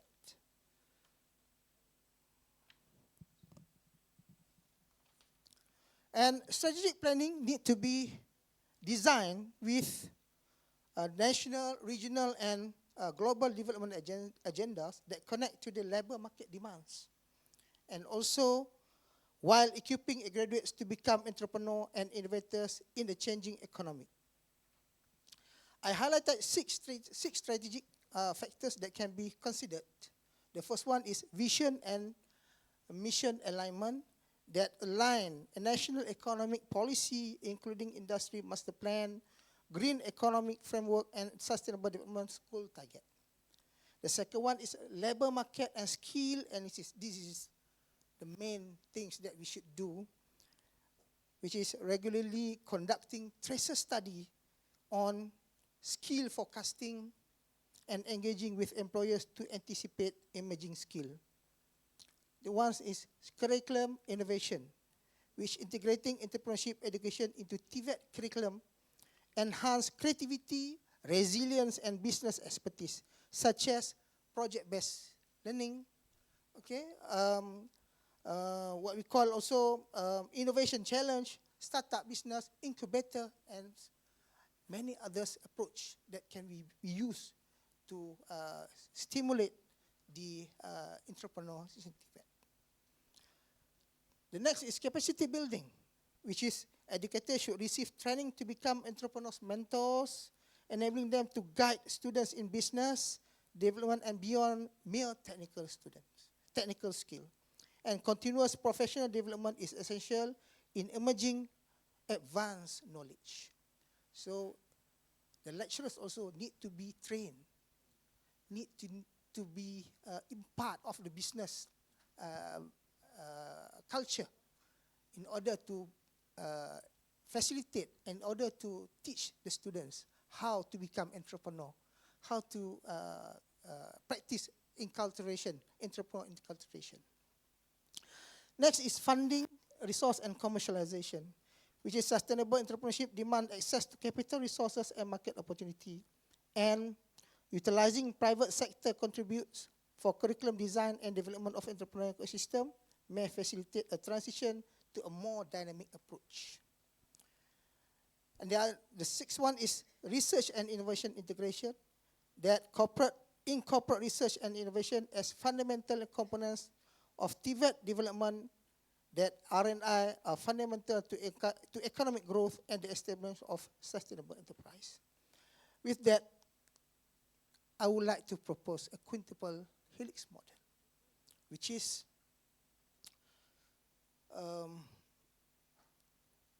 a theoretical framework for innovation, knowledge production, and sustainable development with regards to academia, industry, and government, which have the interaction among these three entities generate, disseminate, and utilize knowledge for economic and social growth. The quadruple helix incorporate a fourth element, which is civil society. Civil society that refers to the knowledge society, democracy, and ethical consideration. And meanwhile, with the fifth of the element constitute an additional helix, which is the natural environment that refers to the sustainable developments and environmental or ecological dimension that are fundamentals to innovations. These five helix is not independent, but is a dynamic interaction with one another's, meaning is that knowledge circulates among five helix. So, what's the role of academia in this quintuple helix? Academia serves as an incubator for entrepreneurship by creating innovation, laboratory, accelerators, and applied research center. Meanwhile, industry can act as a collaborators, jointly develop curriculum, provide apprenticeship, and furnish financial opportunities. Their participation guarantees that TVET graduates are prepared for employment and equipped to face real-world challenge while facilitating opportunities for commercialization. Meanwhile, governments establish the regulatory environment, policy framework, and incentive for entrepreneurship to flourish. And for civil society, contribute to the inclusivity by facilitating access to entrepreneurial possibility for population, including women, youth, and rural communities. And non-governmental organization and community-based entities can collaborate with TVET training institution to promote social entrepreneurship initiative that meets local demand. Last, for environmental, that must be embedded into eco-innovation to sustain competitors in knowledge-driven economy. These are some of the strategies that can be used for entrepreneur in TVETs. Okay. This is the strategies can be used as such as center of technology. For industry, can be used as industry on campus. This is a new approach for entrepreneur in TVETs. With that, this is the impact of quintuple helix model with the entrepreneur in the progressive training.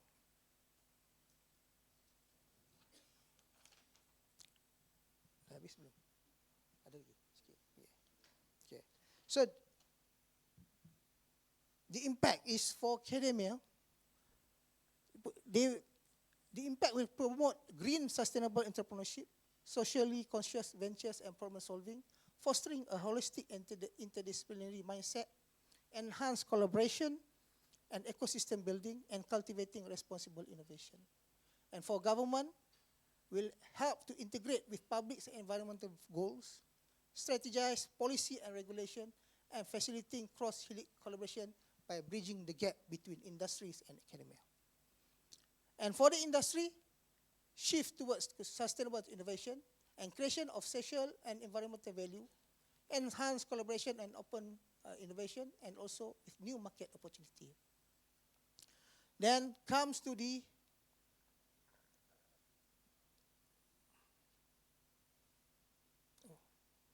society, which refer to the cultural shift toward entrepreneurial mindset, increased visibility and awareness, social inclusion and grassroots innovation, and trust building and legitimacy, network and ecosystem formation, and policy advocacy and public pressure. Lastly, for environment, can impact to shift to eco-entrepreneurship, driving green innovation, new market opportunities, fostering collaboration and new business ecosystem, and increased focus, sustainable business practice. And the impact of these 5 has bring to the commercialization pathway in the quintuple helix, which refer to incubation or acceleration, IP protection and technology transfer, public-private partnership, innovation hubs, and that opens the internationalization and market links. Then also can give impact to the economic growth impact that create job creation with new industry, productivity and efficiency rise, wealth production and investment are growth, and increased competitiveness due to the commercialization. And last, it benefits to the society. With that, I end up my presentation, and thank you for the listening to my presentation. Thank you.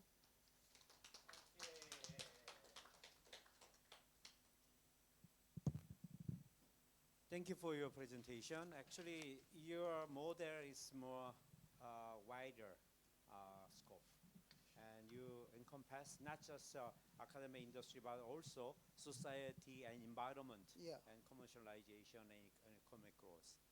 Actually, right now, the green is a very important keyword in vocational education.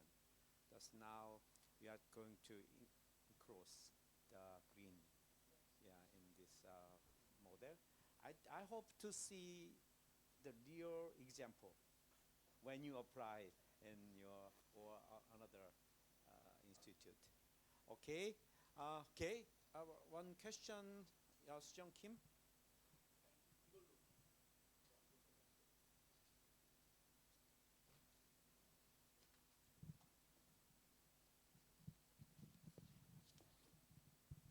Thank you for your great presentation. I have a lot of think about that. So I just have one question. There are so many entrepreneurship classes in Korea too. However, while education is important to evaluating, the result is so important. So how do you evaluate the effectiveness of education entrepreneurship? Evaluate, yeah. Okay, all right. First of all, in doing entrepreneurship program, it must be live, it must be hands-on, and then also it must be reflect with the surrounding, with the economic surrounding. So the program that need to be organized has to be taking part to these categories, these factors. Especially right now, the main thing is about environment. So the knowledge must go with the practical. The knowledge must go with the practice. The knowledge must go with the real-time situation. So that's the things that we need the industry to collaborate, to take the student to feel the market, the real market it is, and then to participate and to react what's the real things in business that they gonna face it in their real life. That's the program that very need to be strategized in order to be practiced with the students. Okay. Actually, the evaluation of the entrepreneurship program should be concerned about environment, because environmental issues Yeah. cross-cutting Yeah. all the issues. Okay, but actually they are very competent about their entrepreneurship education. Additionally, they put some more environment things. Yeah. Yeah. Okay. Thank you. More. Okay.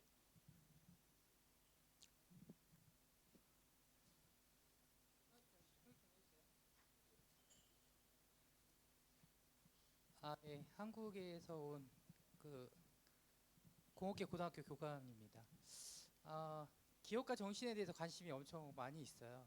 그러니까 새로운 출구 전략이라고 하는 것이 이제는 고등학교 졸업 이후의 취업이 아니라 창업가 정신에 대한 이해와 그리고 긴 로드맵을 가지고 아이들이 취업을 하고 다시 창업할 수 있는 경로를 만들어주는 게 되게 중요하다고 생각하고, 지금 이제 강의하시면서 국가 전략으로서의 기업가 정신을 말씀하셨는데 그 시작은 학교에서 시작이 돼야 된다고 보거든요.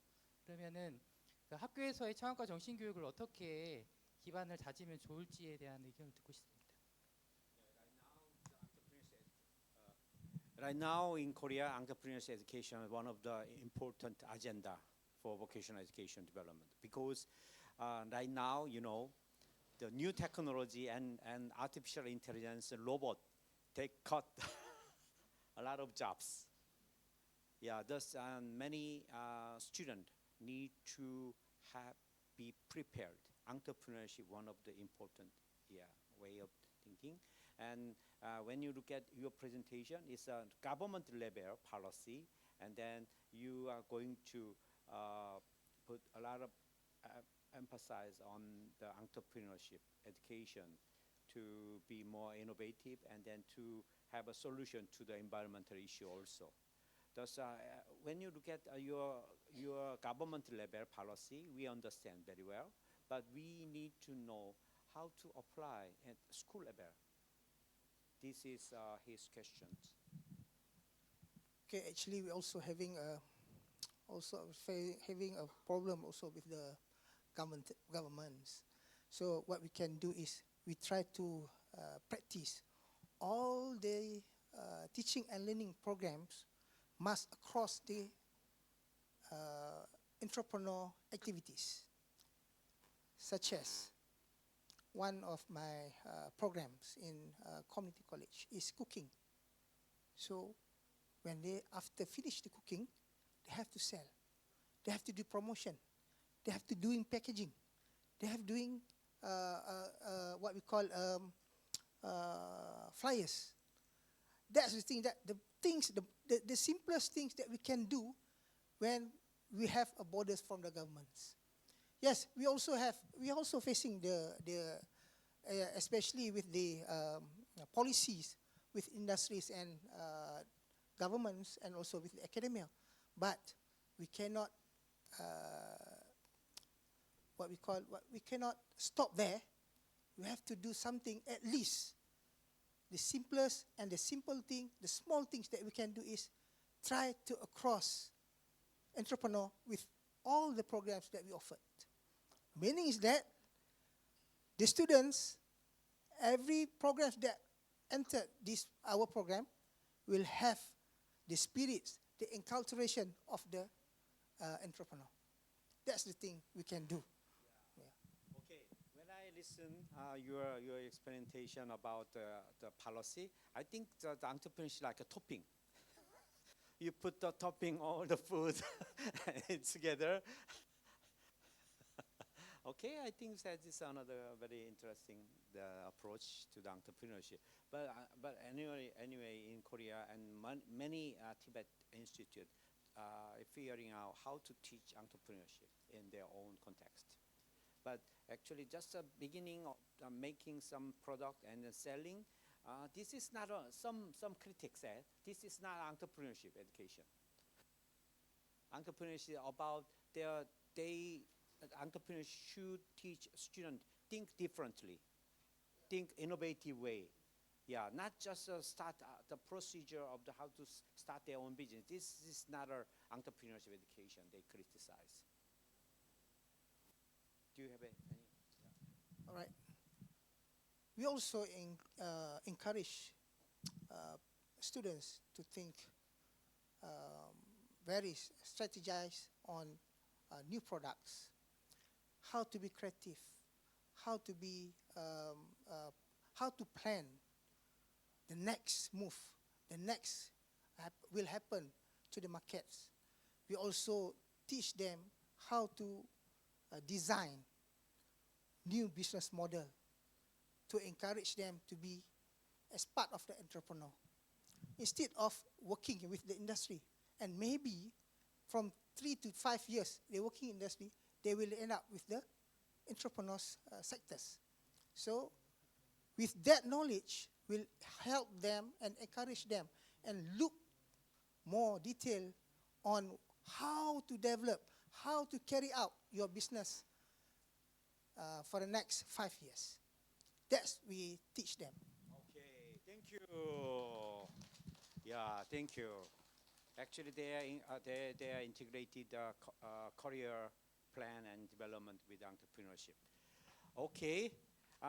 Finally, we have last presenter. Oh, no. One more.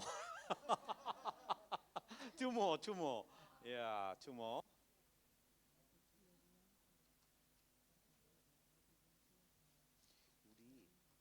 우리 잠깐 소개할 수 있겠어? 조금 있다가 끝날 때. 예. 마이크.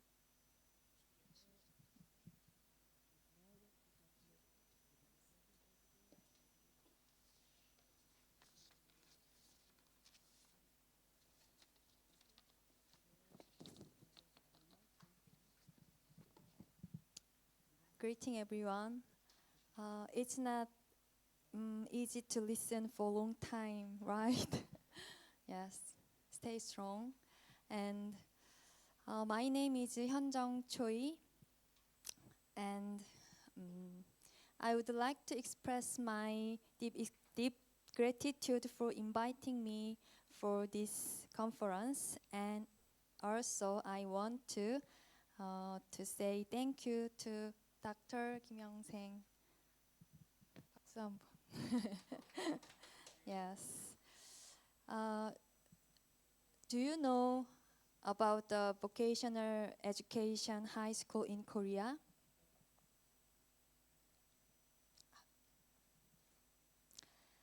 If Korean third-year student in middle school wish to step into vocational education, they can choose between specialized high school or Bicester High School.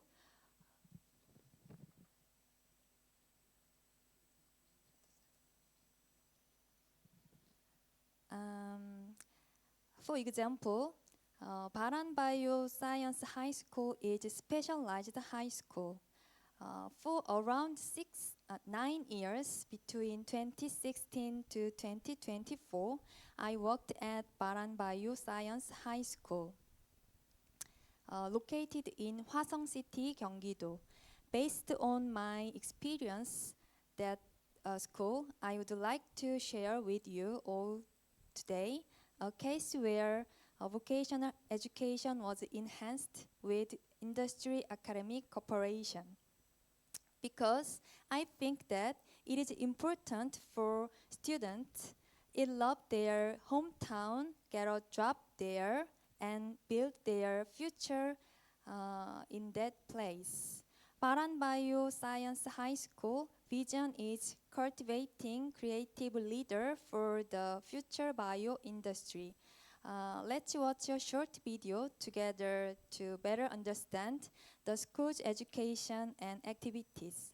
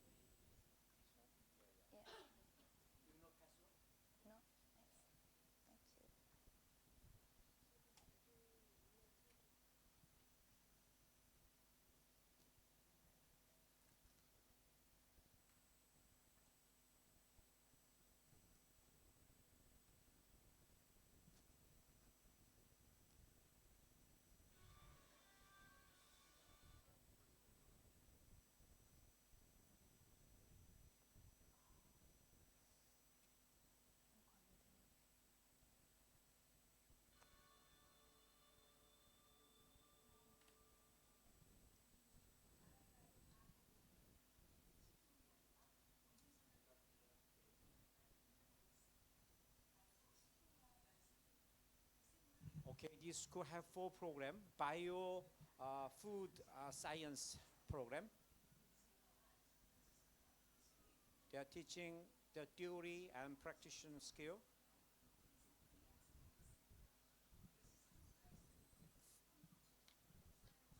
And then food industry program.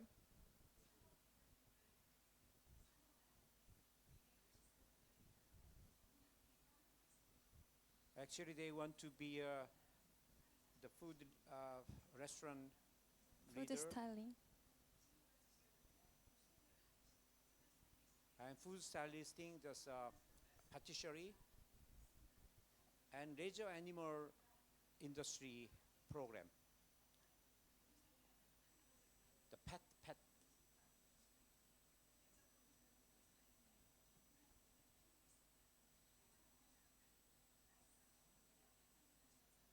There are some government support for the horse riding program. And then second year, the horse industry and then pet course separate.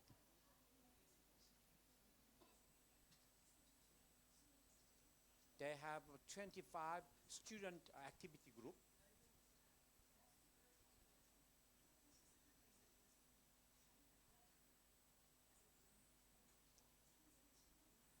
Very professional and creative skill development, and very passionate the student group activity. And then also they compete at the skill competition. But after graduation, they have a job at the big the food industry company. And then they have successfully passed the government officer exam.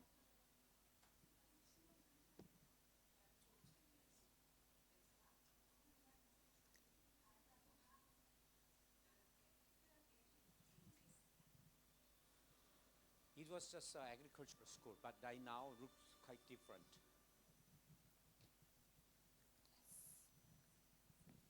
And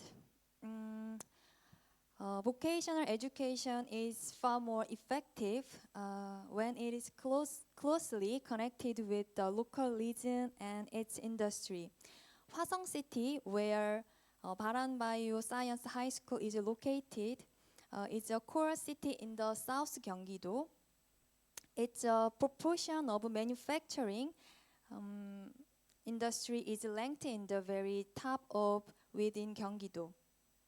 And with 20 industry centers and 53 knowledge industry complex, and it is a city centered on manufacturing. Maybe the company's salary is higher than beginner teacher. And especially Hwasong City has various biotech related companies concentrated there, like pharmaceuticals and food and chemicals. The environment is suitable for a school to operate vocational education focusing on and practical on-site education that follows the GMP and will widen opportunity for students for field education and employment. But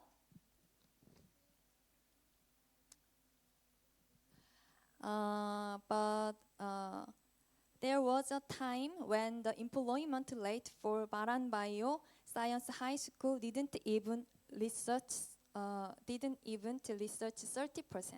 and this is 30%. When considering that the average employment rate for Korean high school, Korean vocational high school is above 50%, and cooperation with the local community was very urgent. To that end, the school put various efforts into achieving the goal of 50% by 2030. For our goals, we are making effort with student, teachers, local community like this. First, effort put in for students. First, every year we learn a graduate special lecture. The name is Human Library, and shared their fresh experience of their seniors. Through this, students were able to better understand their expectations and anxiety about employment. Second, made field trip to food manufacturing factories or pharmaceuticals companies and made students experience the real job site. Third, joined a job fair to directly communicate with companies and actualize career path. Our school's on-the-job training was operated in 3 forms. First, in the industry experience training, from first student to third year student, they get to experience first-hand company work, and that help them understand the real job world. Do you know 농심 or 삼양? Do you know 불닭볶음면? Yes. we were visited 농심 or 삼양 factory. Second is the educational institute linked on-site training. Third student will collaborate with specialized educational institute or training organizing to participate more in advanced training. For example, CJ or Hyundai Green Food and instituted linked. Third is the industry recruitment training. It runs for more 3 months on the premise that students will be hired by companies, and this becomes an important opportunity that can continue on to actual employment. The training process was recorded and managed an online daily log using the High5 LMS system. I show you LMS system. 다 됐어요? 네. 그럼 넘어갈게요. Yes. And using this, teachers and company leaders can immediately check and give feedback, as well as being using as student care portfolio data. And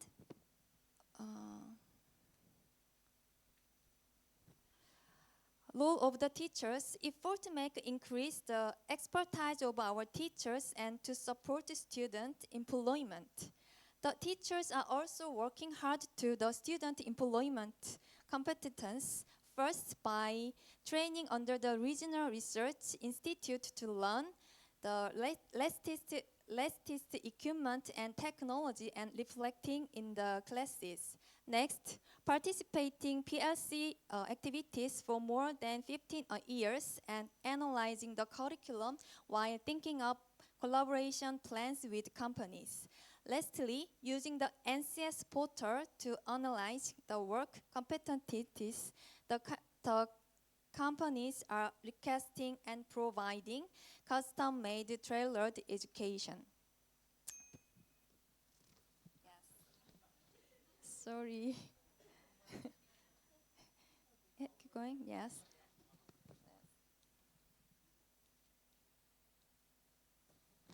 And the school joined the local festival and volunteer work related the school curriculum.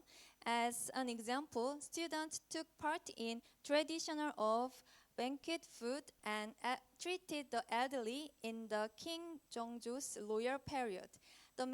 This is the main event is Hwasong City.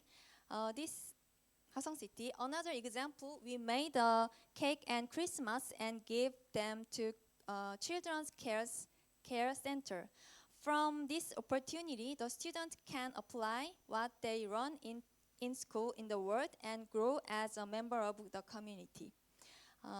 Lastly, I want to speak about the three issues we need to address. First, just supporting employment is not enough. We need to provide support so that employment has longevity.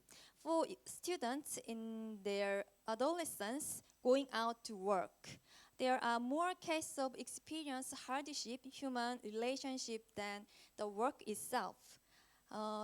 Second, there are still many students and parents who has misgiving about employment, and this is leading to achievement, a high college achievement rate. Lastly, although it is important that as many students as possible to find employment, what's needed most is for them to be connected to reliable and reputable companies. Thank you for my presentation. Yes. 한마디 될까요? I love to about teachers' dedication and the love for their students. I'm learning with hope for the future of vocational education. Thank you. Thank you. Okay, you understand what kind of activities doing in one school. There's so many things going on. There's a teacher, they are very busy, have to take care. And then the school become new school. They're changing program and curriculum together. Okay, we have one more to go. Yes. 그리고 okay, the poster session setting is done. Thus, if you have some poster session matter, please go down to 5th floor and then set.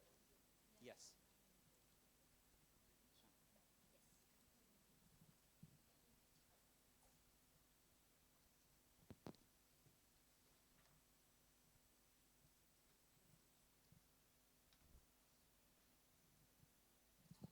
Okay. This one is for the laser. This one is previous. This one is next. No. This one is this one.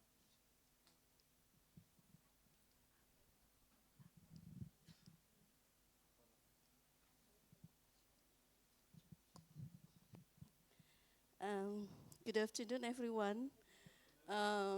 This is the last presentation. I don't want to take very long time. Just skipping the slide. First of all, I would like to thank you to Dr. Kim that has invited us to be here. And then allow me to introduce myself. I am Yani. It's simple name, ya, Yani Heriani, principal of SMK Negeri 9 Bandung. SMK stand from Sekolah Menengah Kejuruan. Sekolah means school, menengah high, and kejuruan vocational. So it's State Vocational High School 9 in Bandung.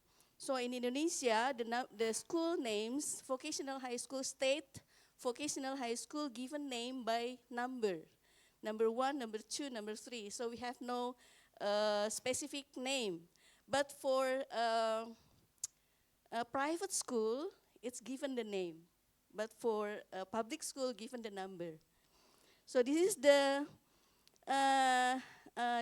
icon of our province, West Java province. And then our city is in Bandung. You can come to our school sometime. Yeah. Okay. So allow me to explain only a little about what I have already done a mini research in our school.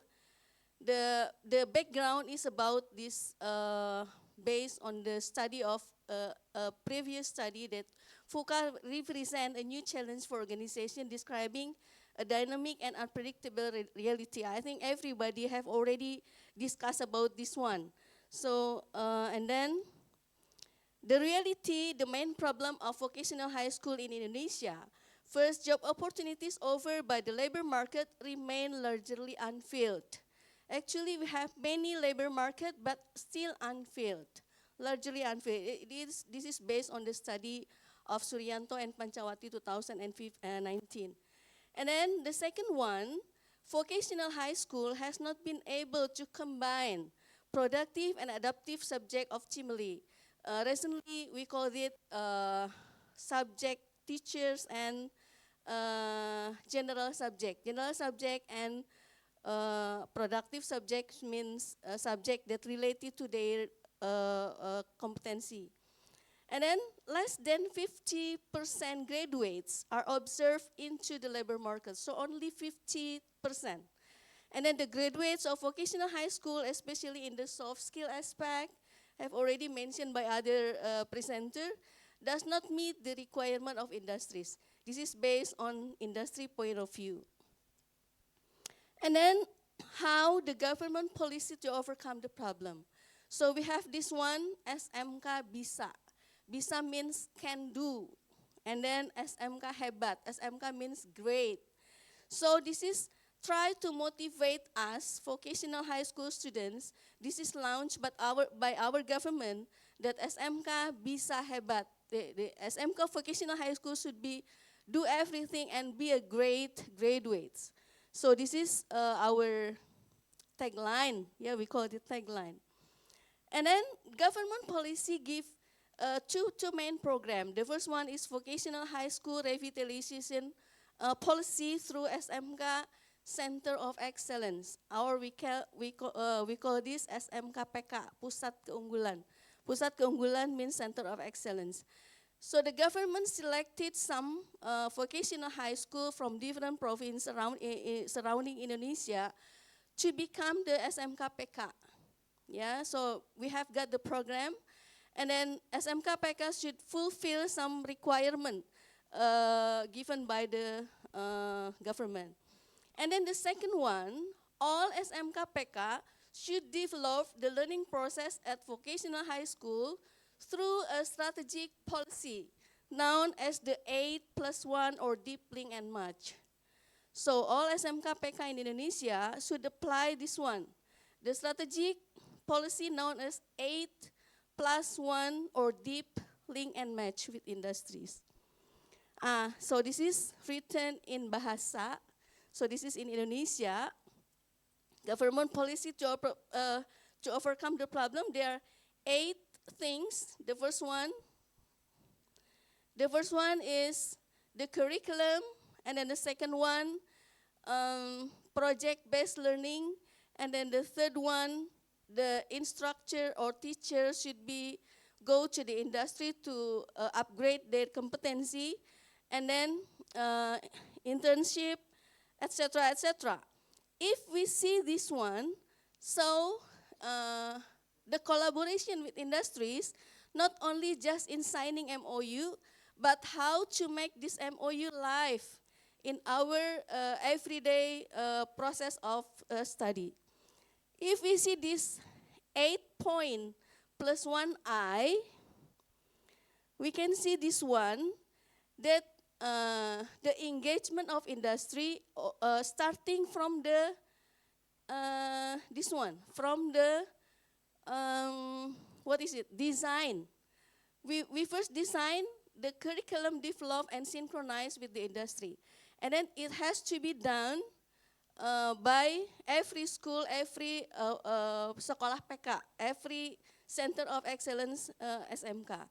And then the second one, in the process of learning process, industry also have to be involved with the teaching learning process. So we have project-based learning, and then guest teacher program, and then internship for students, teacher training, and apprenticeship. And then industry also get involved in certification of teachers and students. And then they do the applied research in developing teaching factory. Because perhaps this is the new one that no one of presenter have thought about teaching factory. So Indonesia have teaching factory. It means that school can do the business by the policy of government policy, and then every students do their practice, and then they do have their product. They can sell their product to the community or the society. So by doing this applied research with industry, we can develop the new or another product that could be absorbed or could be consumed by the society. And then the last one, this is the most important thing, that the industry have the commitment to do the recruitment of the graduates by industry. Why they have to do the commitment? Because they start from the beginning until the end. They all step of process of the learning process in SMK should engage the industry. So that's why we call this co-creation model. So the co-creation model is the engagement from industry from the beginning until the end. So and then the other one, from the 8th point, we have also I. I stand for incentives, include providing scholarship facilities or CSR given by the industry to school. Okay, will it work? That's the question. Will it work? The vocational high school revitalization policies and then the strategic policy 8+1, will it work? Will it be the answer of the problem? So we do the research to know how is the policy give the influence, yeah. So we do the research like this. I think I don't want to explain this more, yeah, because time is we have only 5 minutes presentation. So this one is already written in your book, yeah. So you can learn and you can call me or make a discussion later out of this forum. And then the research is doing in West Java province. So this is Indonesia, and then this is Java Island. So we do the research here in West Java province. So a unit analysis is 165 SMKPK in West Java province. The respondents is principals of vocational high school. The period of research March to July 2024. So this is the place. We have, jadi from the data, we have that West Java province have 288 sekolah PK or center of excellence, and then we take the sample 165. And then research instruments like this. So research hypotheses like this, and then finding and discussion. So principle in 165 in West Java province, the gender of men 55% and women 45%. And then the education, the doctoral only 2%, and then master degree 46%, and then what we call sarjana in English? Bachelor degree 52%. And then the experience, the length of work, less than 10%, 11%, less than 10 years, 11%, and then 11 to 20 years, 39%, and then 21 to 30 years of experience, 38%, and more than 30 years, 12%. And this is the dimension. You can see it on the slide, yes. And then we go to the conclusion. The novelties like this. Co-creation model is the main contributor in developing vocational high school performance. Implementation of co-creation model can be a strategic management model in developing vocational high school performance. In line with the research, co-creation as a driving factor for quality of public service, Ongaro. So, a co-creation model can implement in the public sector, not only in the business, but also in the public sector or non-profit organization. So this is the visualization. So we have industry challenge as the variable, and then dynamic leadership, teacher development, center of excellence strategy, and then co-creation implementation, and it could be the driver of vocational high school performance. Okay, so the conclusion is co-creation model has a parallel mediation effect by the influence of industry challenge. So we take three variables: industry challenge, dynamic leadership, and teacher development, and center of excellence strategy to the development of vocational high school performance. And then co-creation also have a serial mediation effect. So I think by implementing the co-creation, this one, it could be, hopefully it could be drive the performance of vocational high school. So I would like to suggest that we have to do the further research on co-creation strategy implementation at non-profit organization and other public sector, and then conducting similar research in the other areas of our province with different characteristics, and then conducting similar research by adding different variables, such as the role of digital technology or global impact, and conducting longitudinal research for long-term impact evaluation. I think that's all from my first presentation. If you have any question, I would like happy to Bu Tri can also help me to answer the question, because it's related to the strategy given by the government. Thank you very much for your attention. Good afternoon.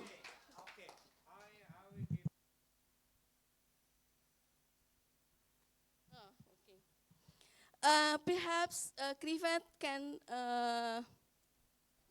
ask like this one, because the strategy is starting from 2021 until 2023. I do this research, and then we have to measure the effectiveness in the implementation. So I think it will be better if Krivet do the research by follow up research to this one. Yeah. Okay, thank you. Yeah.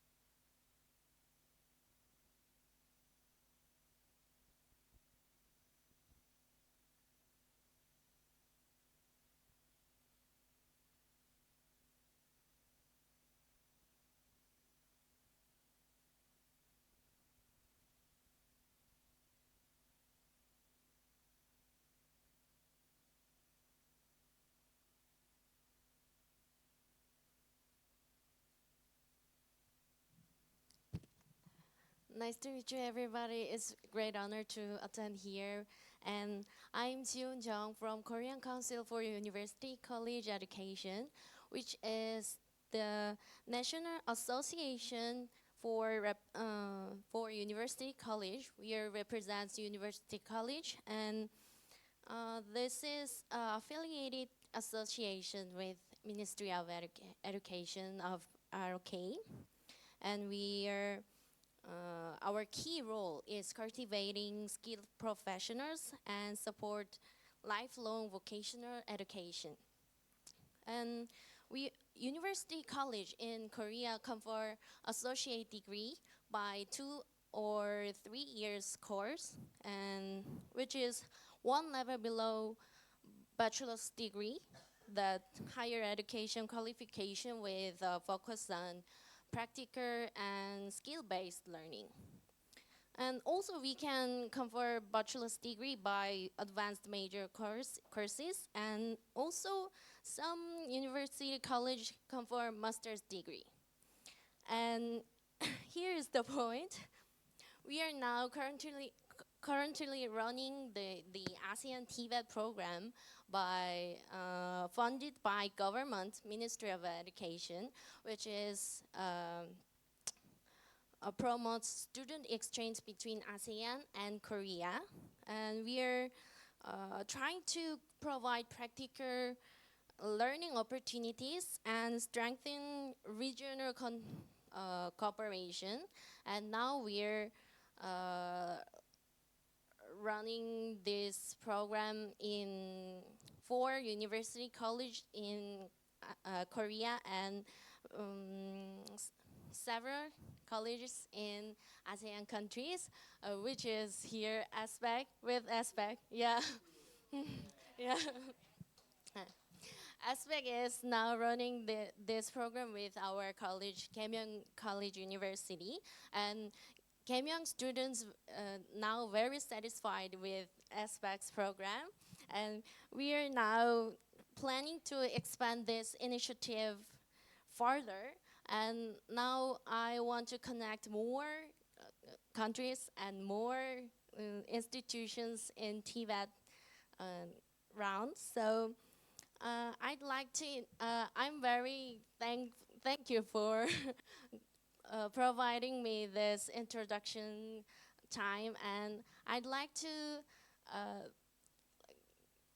to get more information, and I like to get more further discussion with all. So if you want to talk more about this ASEAN TVET program, please feel free to contact me, and I have a very lot of leaflet and ID cards, so I can explain more about this. Thank you.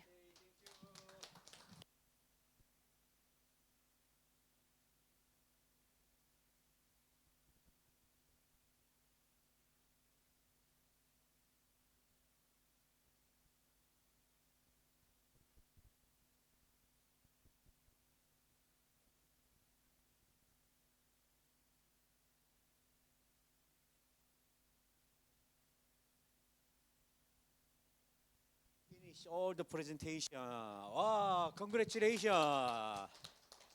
Okay, it's time to provide the certificate. Actually, last night I signed more than 150 certificate. Okay, okay, just call the name and then I will give.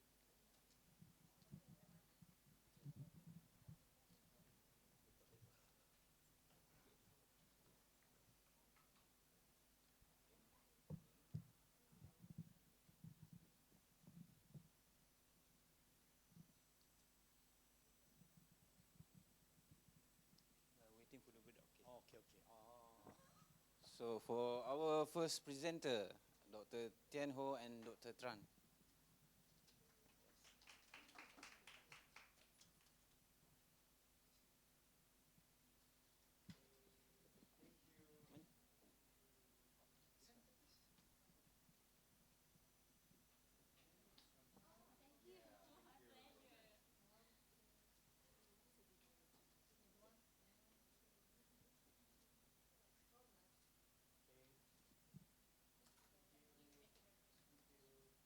Next presenter, Miss Kim Soo Young. Kim Soo Young. Kim Soo Jong.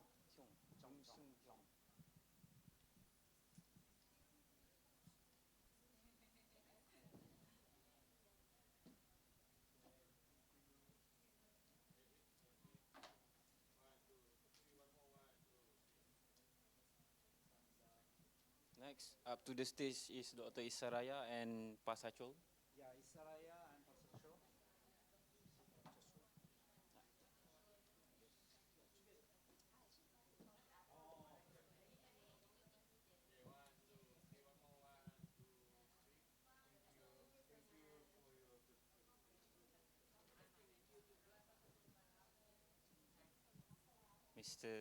Miss Jang Juyong.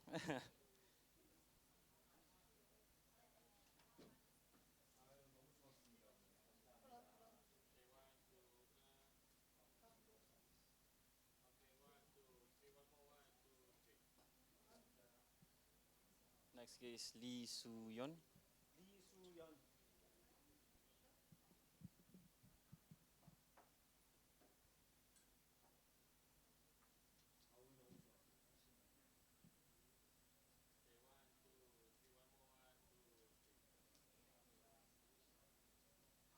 Okay, next is Dr. Rizlin bin Abdul Rahman.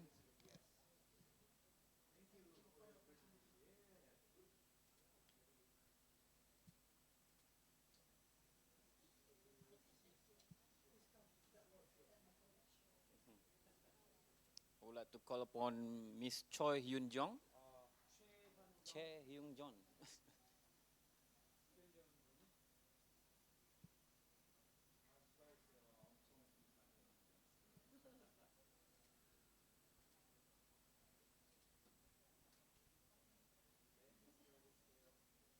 And last but not least, Miss Yani Heriani.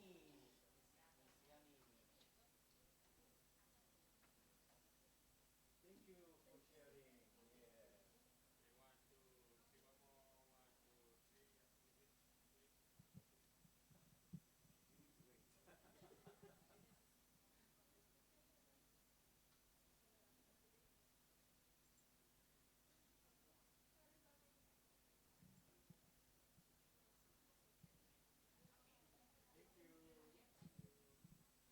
Okay.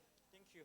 Yeah, no. Yeah. Okay, before we go, about the certificate, if any certificate needed correction, feel free to approach the conference committee.